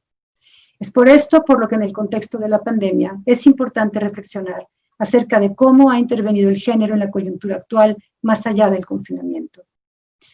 Desde hace tiempo se sabe que el género es un determinante social en la salud, porque es el factor que produce mayor desigualdad al relacionarse de distintas maneras con la vida social. Una de estas es la feminización de ciertos nichos laborales que resultan ser más vulnerables al contagio, al considerarse esenciales y por lo tanto no haberse podido suspender, tales como la enfermería, los servicios de limpieza en empresas, el trabajo de cajeras, entre otros. Los datos que aporta la Organización Mundial de la Salud en relación con lo ocurrido en la contingencia sanitaria en el 2003 resultan útiles para imaginar los datos de la presente pandemia. Más de la mitad de los contagios fue en mujeres y el 21% de los casos fue justamente en quienes realizaban labores de cuidado en el ámbito de la salud. En junio de 2020 se informó de que en México las mujeres eran el 57% de los casos reportados positivos al COVID-19 entre el personal de salud y el 29% de las muertes. La feminización de la profesión de la enfermería ha implicado que en este gremio se haya registrado un elevado número de contagios de mujeres mayor que el registrado entre el cuerpo médico, muchas veces debido al insuficiente equipo de protección de calidad para trabajar con seguridad. A esta situación hay que sumar el peculiar fenómeno vergonzosamente nacional de las agresiones al personal médico y de enfermería en las calles o en el transporte público, que en un 70% ha sido contra mujeres. Cuando el COVID-19 llegó a México, el sector de atención a la salud había sido debilitado y la violencia social estaba en su peor momento histórico, lo cual se sumaba a las numerosas debilidades económicas y sociales que no han hecho más que agudizarse durante estos meses. En noviembre de 2019 se declaró a la economía nacional en recesión. A esto se sumaba un presupuesto sin alzas fiscales, a pesar de la grave falta de servicios públicos para atender a las capas más pobres de la población, la informalidad del mercado laboral y uno de los salarios promedios más bajos en todo el continente. En específico, la violencia contra las mujeres era más grave que nunca. 11 mujeres morían de manera violenta cada día. En el primer semestre de este año, el Sistema Nacional de Seguridad Pública registró 1.916 asesinatos de mujeres, de los que 473 se clasificaron como feminicidios, y hay 104.331 carpetas de investigación por delitos de violencia familiar, 1.800 denuncias de violencia de género y 7.887 por violación. En este contexto, ha sobresalido la poca sensibilidad del presidente de la República, tanto para la dimensión social de la crisis de salud y sus efectos sociales, como con los padecidos por las mujeres. Esto último se evidenció en 2 declaraciones realizadas en las conferencias matutinas que entrañan graves implicaciones. En una, el presidente afirmó que las familias son el principal sistema de salud del que se dispone en México y que como las mujeres son más apegadas a la familia, ellas cuidarían a los enfermos. La segunda la hizo cuando se le cuestionó acerca del elevado número de llamadas telefónicas para pedir ayuda por violencia intrafamiliar y el presidente contestó que el mayor porcentaje de dichas llamadas eran falsas. Más recientemente, esa misma falta de sensibilidad se ha mostrado ante la ocupación de la sede de la Comisión Nacional de Derechos Humanos por parte de familiares de víctimas de la violencia, acción que se redujo a su preocupación por lo sucedido con un cuadro, así como ante las movilizaciones feministas disparadas por los escandalosos casos recientes de violencia contra las mujeres. El nuevo gobierno también ha mostrado desinterés por las políticas de género, las cuales han sido reducidas a la legislación sobre equidad de género y a dar financiamiento directo a las familias, pero sin una verdadera y amplia política de género. Desapareció el presupuesto federal para las alertas de género en los estados donde hay más feminicidios, y al cortar de tajo los apoyos a todas las agrupaciones civiles, incluyendo las estancias infantiles y los albergues para mujeres violentadas, se afectó seriamente a las madres trabajadoras, un sector vulnerable y en condiciones de informalidad, así como a las mujeres victimizadas. Esta ausencia de políticas de género ha implicado un regreso encubierto a la privatización de la salud, la educación y el cuidado de infantes y personas mayores a costa del trabajo no remunerado de las mujeres. No solamente se ha asumido que es necesario que ellas lo realicen, sino que se han suspendido los apoyos que se habían conquistado para ampliar sus libertades, facilitar su existencia y garantizar la posibilidad de participar en el mercado laboral. Lo anterior se ha querido justificar con el argumento de una necesaria austeridad, y se insiste que se protege a las mujeres. Sin embargo, en los hechos, la vida cotidiana para ellas ha cambiado poco. Siguen enfrentando durante la pandemia y de manera más aguda el conflicto entre la crianza y el trabajo, la violencia doméstica, la inseguridad en el transporte, el acoso en la calle, la violación, el maltrato, el feminicidio y la discriminación. El análisis de lo ocurrido en términos de las medidas implementadas por el gobierno federal para la atención de los efectos de la pandemia, particularmente en relación con la salud y la educación, nos lleva a conclusiones poco alentadoras. Por una parte, y a pesar de que es más que patente que los desastrosos efectos de la pandemia tienen que ver con el desconocimiento del virus que la ocasiona y que su detención depende del valioso trabajo de los científicos que lo estudian, en nuestro país no se reconocen ni se apoyan la ciencia y el desarrollo tecnológico como vías para la comprensión y la explicación del mundo y de los diferentes fenómenos que lo afectan en todas sus dimensiones. Con una visión simplista y muy restringida acerca del papel de la ciencia y la tecnología, se ha golpeado y menospreciado a los científicos y a los intelectuales, transmitiendo el mensaje de que son prescindibles porque lo único importante es la lucha contra la pobreza y el cambio de una extendida cultura de corrupción. Lo que no se entiende es que es justamente para tales empresas para lo que resulta fundamental contar con científicos, académicos e intelectuales que aporten su conocimiento y sus explicaciones para la transformación del mundo en uno mejor. En relación con los efectos sociales de la pandemia, el panorama no es más alentador. Antes de profundizar, les doy el dato de que en Alemania el gobierno resolvió otorgar 600 euros en 2 entregas a cada familia como medida de reconocimiento y retribución por el esfuerzo realizado en los hogares durante la pandemia. En México, en cambio, tanto la atención de la salud como la educación preescolar, básica y media han sido transferidas sin consulta alguna y sin reconocimiento explícito a las mujeres mexicanas.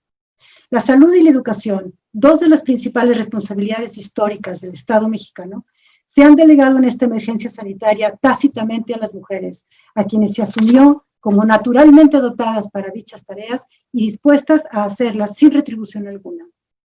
Esto no ha sido acompañado de ninguna medida de apoyo, compensación o reconocimiento por parte de quienes les han delegado sus funciones. Notemos que estas medidas entrañan graves supuestos de género, en un contexto en el que es fundamental cambiar una cultura en la que de manera naturalizada y legitimada se discrimina, se abusa y se violenta a las mujeres de manera sistemática. Se asume que el trabajo de cuidado y el trabajo educativo pueden y deben ser realizados por las mujeres en el interior de su casa, lo cual implica suponer también que hay un modelo único de familia en el que las madres permanecen en casa y tienen disposición de tiempo, capacidad e interés en realizar dichas actividades. Se supone también que se trata de actividades que no implican ningún costo económico, porque se realizan por amor y sin esperar remuneración alguna. También que las mujeres no participan en el mercado laboral y por lo tanto tienen todo el tiempo disponible para cuidar a los demás y realizar el trabajo educativo. Se supone también que hay un varón en la familia que es el proveedor y que por esa razón no participa en dichas actividades. Asimismo, que la familia cuenta con los recursos para realizar estas labores sin necesidad de apoyo suplementario de ninguna naturaleza. Y por último, que el modelo de división del trabajo en la familia es el de roles separados y que se lleva adelante sin conflicto. De esta manera, la economía nacional se beneficia más que nunca del trabajo invisible y gratuito de las mujeres sin necesidad de transparentar qué pasa con el dinero público asignado tanto para la salud como para la educación pública, que de manera sigilosa han sido convertidas en actividades privadas que están bajo la responsabilidad familiar. El ahorro que ha hecho el gobierno federal a costa del trabajo que las mujeres han hecho en sus hogares es incalculable, como también lo es el costo que han tenido que pagar las mujeres. Así, este es el sector, las mujeres, el que ha resultado más explotado por las necesidades sociales generadas por la emergencia sanitaria. Y esto, lejos de reconocerse o de ser útil para estimular el diseño de sólidas políticas de género, se omite de la narrativa oficial porque, como siempre, el trabajo invisible de las mujeres no se contabiliza porque se asume que se hace por amor y, por lo tanto, no tiene valor económico. Esto implica, pues, un esquema muy tradicional de las relaciones de género, pero también devela a un gobierno que no es solamente insensible frente a las demandas constantes de un sector de la población que exige justicia y reconocimiento de sus derechos, sino que abusa abiertamente de quienes han sido el soporte real de la golpeada sociedad mexicana y de la maltrecha economía nacional. Lo más serio de todo esto es que cada mujer ha vivido en el aislamiento su propio drama, por lo que no hay conciencia de que se trata de un problema colectivo, que no es producido ni por las deficiencias familiares o las incapacidades individuales, sino por una situación que rebasa con mucho la voluntad personal de solucionar los problemas de salud y de sacar adelante la educación de los hijos, así como por una cultura de género que ha sobrecargado a las mujeres más que nunca y por una muy deficiente estrategia por parte de las autoridades federales de salud y educativas que aprovechan dicha cultura de género sin tomar en cuenta los efectos que tienen en las mujeres, así como la legitimación de su menosprecio y su discriminación. Muchas gracias. Muchas gracias, doctora Cristina Palomar, por su conferencia magistral. Como supongo se imagina, tenemos una cantidad impresionante de comentarios y preguntas. Bueno. Muchas preguntas y comentarios que abonan a la conversación que usted justamente está abriendo y pues prácticamente haciendo un conversatorio a través de los chats tanto del Facebook como del Zoom. Entonces, si me permiten, la idea sería que voy a leer 5 preguntas que vienen del Facebook, 5 después de darle el tiempo a la doctora Cristina que hable sus comentarios y después otras 5 preguntas directamente del chat del Zoom. También avisarles que aunque no podamos leer todo, sí estamos registrando absolutamente todo y bueno, esperemos en algún momento dar también respuesta.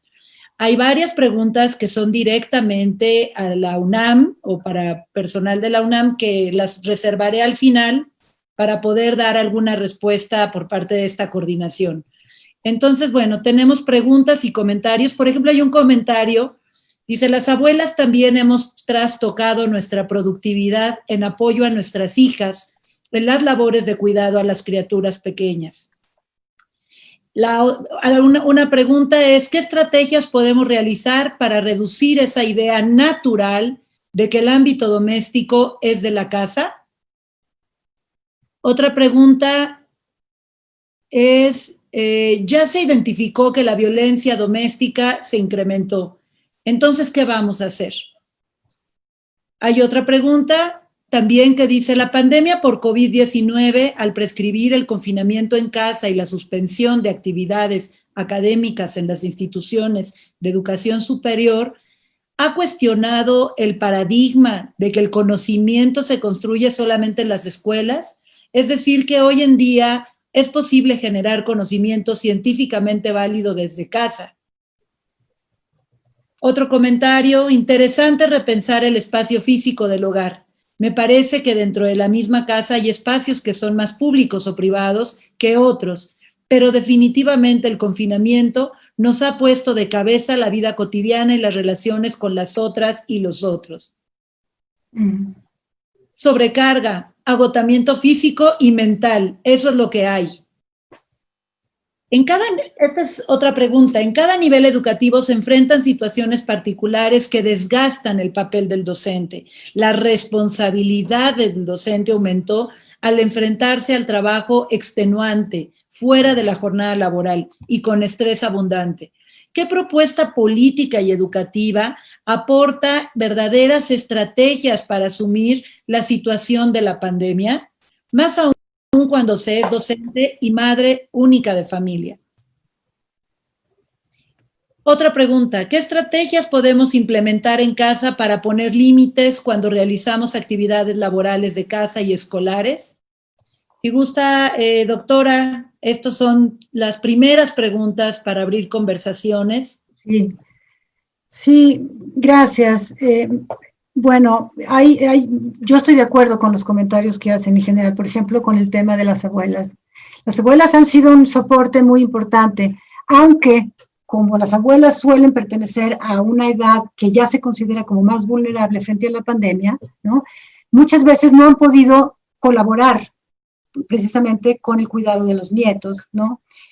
Y muchas han sido contagiadas con el virus también, ¿no? Precisamente por esa misma labor de cuidado. Es decir, las abuelas también entran en esta, no nada más son las madres, ¿no? Sino las abuelas también entran en esta asignación de la responsabilidad del cuidado a las mujeres, ¿no?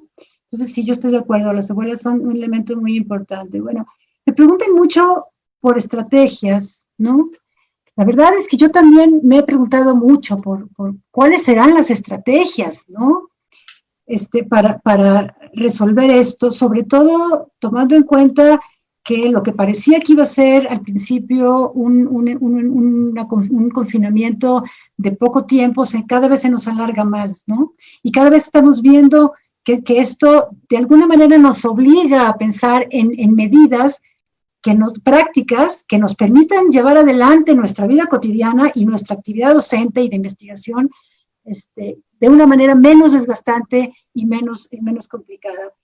A mí se me ocurre que sí es importante el establecimiento de límites, tanto espaciales como temporales, ¿no? Para el trabajo. O sea, siempre hemos sabido que el trabajo virtual, ¿no?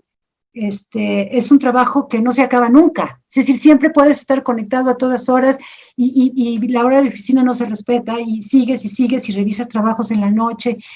Yo creo que ese tipo de situaciones sí son muy perniciosas. Hay que cortar, hay que poner horarios, hay que mantener rutinas, porque eso ordena los tiempos, ¿no? Y hay que tomarse cierto tiempo para recuperarse al salir del ámbito de trabajo para incorporarse al ámbito familiar. Estas son estrategias que hay que poner uno mismo y respetarlas para uno mismo. Y tener mucho cuidado de tener tiempo de silencio, de tranquilidad y de soledad para recuperar la perspectiva y para poder seguir adelante. Yo creo que eso es fundamental y tiene mucho que ver con cómo conservamos la salud mental y la salud de nuestras relaciones con los demás, ¿no?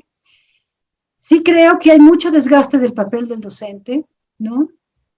Y sí creo que hay que también pensar ahí en pensar propuestas de políticas y estrategias para que esto no sea tan grave. Yo, escuchando lo que dijo la doctora Tamara Martínez hace rato, la verdad, yo felicito a la UNAM que está pensando en este tipo de cuestiones, ¿no? En buscar la manera de resolver todos estos retos que se han planteado a los docentes y que se reconozca cuál es ese desgaste que ha habido por una docencia llevada adelante en condiciones tan tensas y tan difíciles, ¿no? Ciertamente todos hemos trabajado, no sé, quizá el triple, ¿no? Y es un desgaste que sí siempre se pasa la factura en algún punto, ¿no? El conocimiento científico sí se puede producir en casa. De hecho, hay muchos investigadores que antes de la pandemia ya realizaban mucha parte de su trabajo de investigación en casa. Sin embargo, es diferente trabajar en casa que trabajar en el confinamiento. El confinamiento, como les decía hace rato, el confinamiento tiene que ver con un contexto de mucha angustia, que es el contexto de la enfermedad. La enfermedad, el desastre económico, la información errática. Sí, hay mucha angustia en el contexto que hace que eso que ocurre en el ámbito privado ya no sea un trabajo que transcurre tranquilamente, sino que es un trabajo sobresaltado, ¿no? Angustioso, y que está muy interrumpido por todo lo que proviene del exterior. Agudizado con lo que en el mismo confinamiento se vive con el resto de los compañeros de confinamiento, los otros miembros de la familia o del grupo. Sin embargo, aunque sí se puede producir conocimiento dentro de la casa, sí es muy importante tener presente que el contacto con los otros es lo que nos permite producir conocimiento. Es decir, podemos escribir, podemos hablar, podemos revisar bibliografía, todas estas como pequeñas actividades que componen la gran actividad de investigación, Pero si no tenemos discusión, si no tenemos con quién estar confrontando lo que avanzamos, si no tenemos a los estudiantes que son jóvenes y siempre tienen cosas estimulantes que nos plantean a los investigadores, ese conocimiento es siempre muy limitado. Entonces, sí se puede producir, pero no se puede producir en la misma calidad y de la misma manera que cuando estamos frente a frente. Creo que eso es lo que podría decir de esta primera parte. Gracias. Continúo comentándole. Dado que el 27.3% de los hogares de México están encabezados por mujeres, de acuerdo con el INEGI, ¿qué tipo de políticas públicas estamos necesitando como sociedad para proteger a las mujeres, especialmente con respecto a sectores vulnerables, como personas mayores, indígenas, migrantes? ¿Hay algún modelo diferente al nuestro en términos de educación y cuidados que esté funcionando en otros países y que pudiéramos nosotros en México retomarlo, por ejemplo? Hay otras preguntas. ¿Ha documentado casos de mujeres docentes de hora clase que realizan trabajos como cuidadoras y sin posibilidad de obtener ingresos justo por haberse triplicado el tiempo de trabajo y la imposibilidad de movilidad para evitar contagiar a familiares altamente vulnerables? Me parece que la manera en que se evalúa la productividad en la academia no se realiza desde la perspectiva de género y la pandemia lo puso en evidencia. ¿Qué opina usted sobre esta situación? ¿Qué sugerencias nos podría otorgar, sobre todo para aquellas académicas que se encuentran en proceso de promociones? Otra pregunta más. De acuerdo a todos los impactos que ha tenido el confinamiento, ¿qué opinión tiene acerca de poner en marcha un plan integral de atención psicológica que tenga un alcance general para académicos, o investigadores, estudiantes, familias, etcétera? Es decir, encontrar la manera que de verdad llegue al alcance de todos. Si gusta, dejamos aquí los comentarios. Hay un montón. Como bien se da cuenta, creo que un común denominador en general, pues justamente es esta sintonía a lo que usted expuso y también al cómo le hacemos, qué sigue, cómo atendemos, cómo nos reorganizamos, cómo nos reinventamos.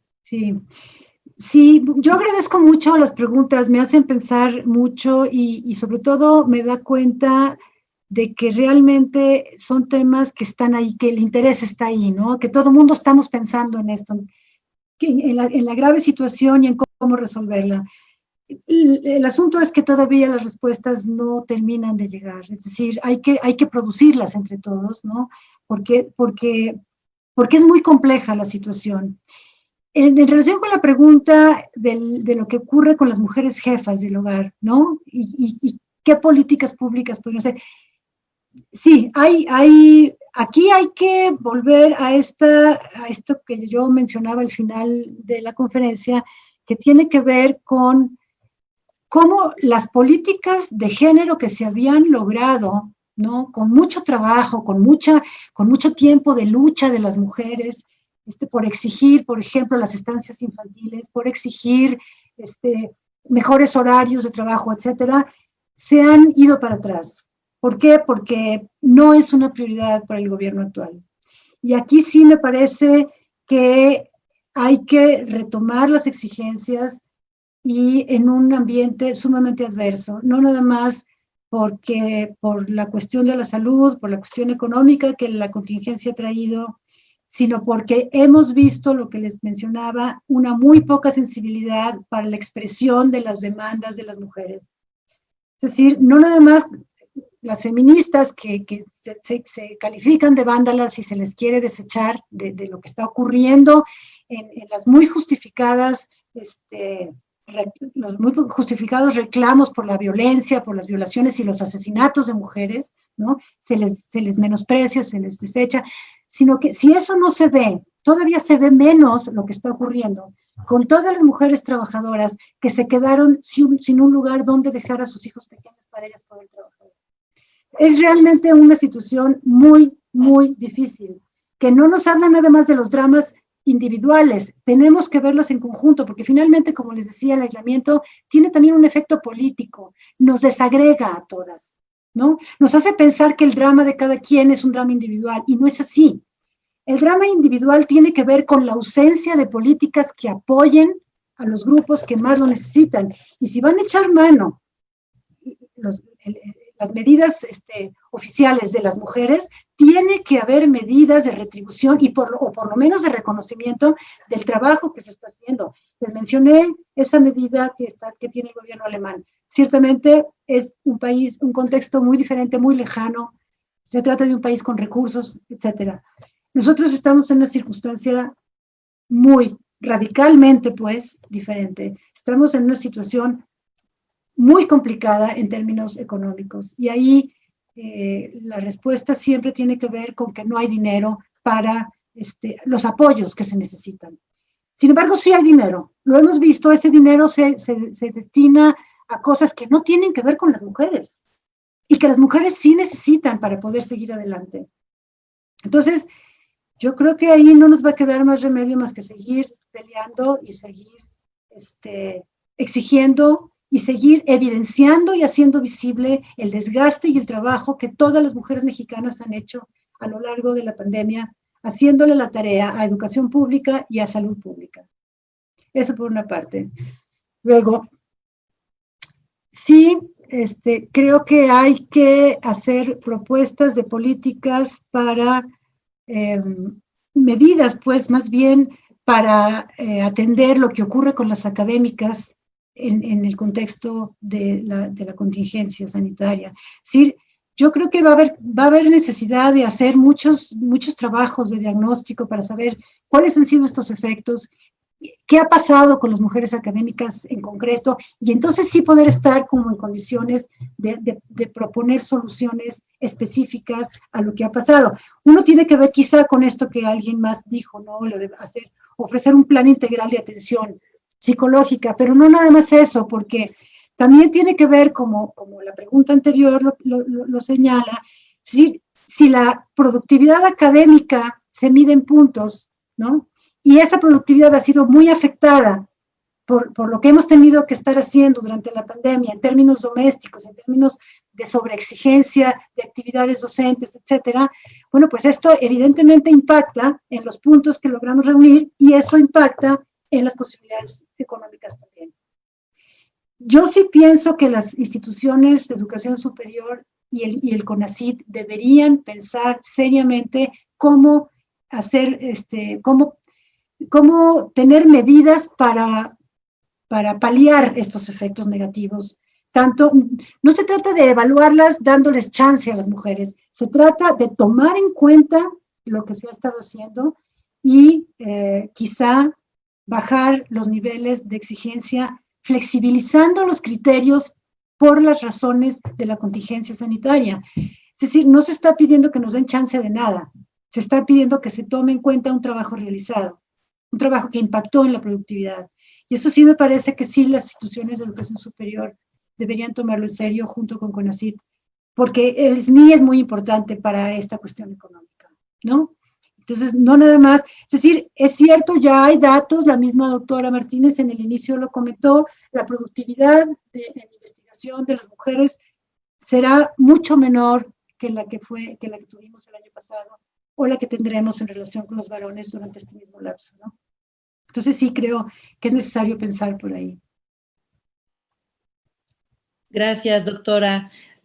Tenemos una ronda más y vamos caminando a las respuestas y hacia la salida para volvernos a encontrar el siguiente jueves con otra temática. Cuando dichas mujeres madres de familia también son maestras y también un estrés extra, ¿cómo se pueden apoyar a su salud en todos los sentidos? Me parecen muy acertadas sus disertaciones, doctora. Sin embargo, creo que sería bueno que pasáramos de un análisis general a una reflexión más fina y específica sobre una de las cuestiones que trató en su ponencia. ¿Qué nos dicen los datos que presentó? ¿Qué podría ayudar a resolver la situación planteada? Hay otra pregunta muy bonita que pregunta, ¿usted cómo le ha hecho en su labor académica para poder lograr mantener su vida académica con toda esta transformación en la vida del hogar. ¿Por qué cree usted que en ámbitos de investigación las mujeres sí estamos más emparejadas con los hombres en esta temporada de pandemia? Preguntan. Si gusta con esas, podríamos ir dando un cierre. A ver, ¿cómo apoyar la salud de las mujeres, de estas madres sobreexigidas y sobreexplotadas en todos los sentidos?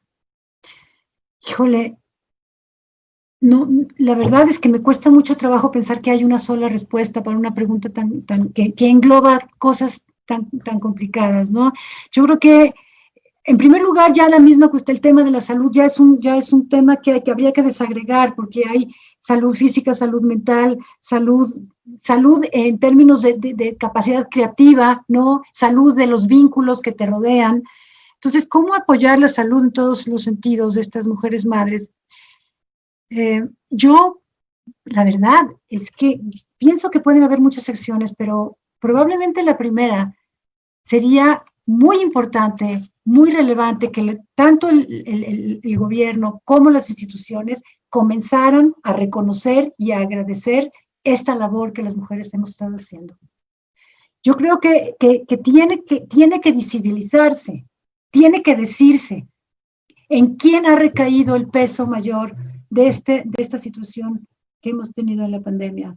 Entonces, no sé, creo que eso por lo menos llevaría a las mujeres la sensación de haber hecho algo que no solamente las ha desgastado, sino que finalmente ha tenido sentido. Y eso me parece que es importante. ¿Qué nos dicen los datos y cómo resolver la situación? Es que me hacen preguntas que yo no tengo la respuesta. Es decir, tendríamos entre todos que pensar una vez porque lo que yo he estado investigando en relación con el confinamiento es algo muy específico que tiene que ver con lo que ha ocurrido con la maternidad de las mujeres que tienen hijos pequeños en el encierro. Eso porque tiene que ver con una línea larga de investigación que yo ya tengo años desarrollando y me parece que así como una vez investigué con las mujeres en prisión, qué ocurría con la maternidad en prisión, esta es otra especie de situación que también permite aislar cosas y explorar la maternidad, ¿no? En otra generación y obviamente en otra circunstancia, pero no tengo demasiados datos generales, pues, ¿no? Como para yo hacer propuestas de cómo resolverlo, no sé. ¿Cómo le he hecho yo? Ahí es donde entran las situaciones muy específicas y las circunstancias de cada quien. Yo tengo una situación en la que por mi edad y por mi trayectoria ya no tengo hijos chicos, ¿sí? Vivo, sin embargo, con 2 varones, ¿no? Un hijo que ya no es chico y mi pareja, y sí hay mucha equidad en la manera de distribuir el trabajo doméstico. Entonces, creo que yo no he resentido tanto en lo personal esa cuestión de ser yo quien tenga que hacer todo lo de la casa. ¿Cómo lo he hecho? Sí, exigiendo, peleándome, negociando, etcétera, pero finalmente creo que he tenido una situación relativamente privilegiada por eso, ¿sí? Porque no tengo una circunstancia que me haya desgastado tanto. Lo que más me ha desgastado es quizá aprender a hacer la docencia por vía virtual. Y esto, ahí vuelvo con una experiencia muy general, ¿no? Si yo no soy buena para el manejo de la tecnología, he tenido que tomar cursos y ver tutoriales y preguntarles a mis alumnos y pedirle a mi hijo que me ayude, ¿no? Y destinar un montón de tiempo a esto para poder no cometer torpezas y apagar la máquina a la hora que estoy dando clase o cosas así, que realmente me han consumido un montón de tiempo y me estresa mucho. Eso sí, me estresa mucho, pero los aprendizajes ahí están y eso creo que todos lo podemos reconocer. Lo que hemos aprendido es algo que queda para adelante y que nos va a permitir hacer las cosas de una manera distinta, en un contexto alterado, pero que también nos ha mostrado ventajas para el trabajo virtual. Cuando ya no tengamos este contexto tan tenso y sigamos trabajando por la vía virtual, creo que esto va a poder ser muy productivo, ¿no? ¿Por qué creo que son más parejas las cuestiones entre los académicos? Ahí sí, porque tengo el apoyo de una investigación que hice en la Universidad de Guadalajara entre los académicos. Y ahí obtuve esos datos. Sí hay, y tiene que ver con algo que les comentaba, que era dicho en lenguaje coloquial, que las mujeres académicas somos más rezongonas. Es decir, como tenemos más capacidad, más conciencia de género, quizá por lo que estudiamos, por lo que enseñamos, etcétera, tenemos en lo general, porque hay casos particulares distintos, ¿no?, la capacidad de poner freno al abuso, ¿no?, al abuso de nuestros tiempos, de nuestras actividades. Si tenemos que trabajar, somos capaces de decir, yo también voy a trabajar, ¿no? Y simplemente eso pone un límite muy claro. Esto no ocurre en otras parejas en donde la mujer no es académica, por ejemplo, y el marido sí, porque entonces el hombre hace sus actividades y la mujer tiene que cargar con todo lo demás, ¿no? Entonces, sí es un gremio que cuando coinciden en que los dos son académicos, sí se dan relaciones más igualitarias, en lo general, repito, porque hay otros casos que no. Gracias, doctora Cristina. Bueno, pues se nos está acabando el tiempo de esta sesión. Me gustaría sí comentar brevemente, dando respuesta a algunas de las preguntas que hay en los chats sobre qué está haciendo la Universidad Nacional que estamos organizando este evento al respecto. Bueno, de entrada yo creo que vale la pena el abrir estos espacios, justamente, estos espacios de escucha, estos espacios de conversación que nos van a llevar al reconocimiento que usted está hablando, justamente, a poder reconocer que es una situación común, que es una situación que está sucediendo en el día a día de la vida académica de las mujeres, estudiantes, académicas, etcétera, y que por parte de esta coordinación que encabeza, que además estamos trabajando con todas las dependencias de la universidad, estamos buscando justamente generar y armar un plan integral de prevención y de atención para lograr la igualdad de género. Y este punto es particularmente importante. Se han hecho, por ejemplo, ya algunos cambios y modificaciones en las entregas de los informes en proyectos de investigación, por ejemplo. Ha habido esta holgura en las fechas de participación y de entrega, disminuir un poco, en este sentido, las exigencias ante esta situación de mayor sensibilidad en esta combinación, por ejemplo.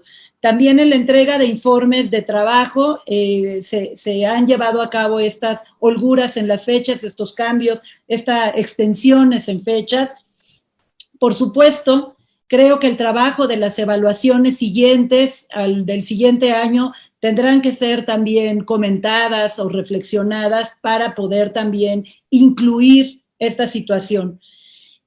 También estamos por abrir, también les informo sobre todo a las universitarias de la UNAM, estamos por abrir una encuesta que en estos días va a salir, justamente que nos permitirá contabilizar, generar cifras, porcentajes de cómo se están viviendo estas situaciones y que nos permita entonces también poder diseñar con mayor claridad propuestas de solución o de atención en esta temática. Eso es importante también lo que estamos trabajando.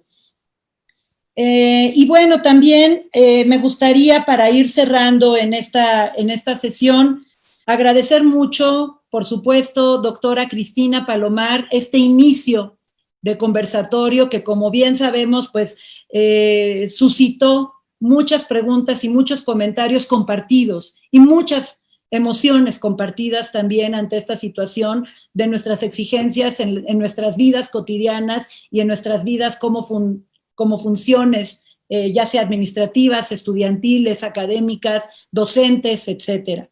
Agradezco mucho también la participación de todo el público en general, Están aquí también miembros y miembros de las comisiones internas de igualdad de género de la universidad, a quien agradezco mucho poder reflexionar en conjunto este tipo de temáticas. Por supuesto, también a mi equipo, a la equipa de la coordinación que se rifa para que hagamos este gran evento y que continuemos reflexionando, particularmente al director de prácticas comunitarias para la inclusión, al licenciado Rubén Hernández. Muchas gracias por liderar este evento, Rubén. Y por supuesto, también agradecer mucho la participación de nuestras directoras de la universidad. Está la doctora Patricia Dávila, muchas gracias por acompañarnos. La doctora Laura Acosta del ENES León, muchas gracias. La doctora Carmen Conti-Hoch de la ENALT, muchas gracias, doctora Carmen. La doctora Ana Buquet del CIEC de la UNAM, también muchas gracias. Y recordarles a todos y a todas que el próximo jueves a las 5 de la tarde igualmente, tenemos la mesa número 1. Esta mesa es efectos del confinamiento sobre la vida académica de las mujeres en la investigación y la docencia, estudios y datos emergentes. Ahí se mostrarán investigaciones y datos de los efectos que se están ya conociendo. Y bueno, también informarles, comentarles que para aquellas personas que se inscriban, que tengan su asistencia y que vengan a 4 sesiones de las 5 sesiones, les vamos a entregar su constancia de participación. Entonces, bueno, pues agradecerles muchísimo su tiempo en medio de esta situación. Estamos justamente ejerciendo estas dobles o triples cargas y labores al mismo tiempo desde nuestros hogares, reflexionando en estas temáticas. Muchas gracias y nos vemos el próximo jueves. Gracias. Doctora, gracias a ustedes. Hasta luego. Muchas gracias. Gracias. Gracias, hasta luego.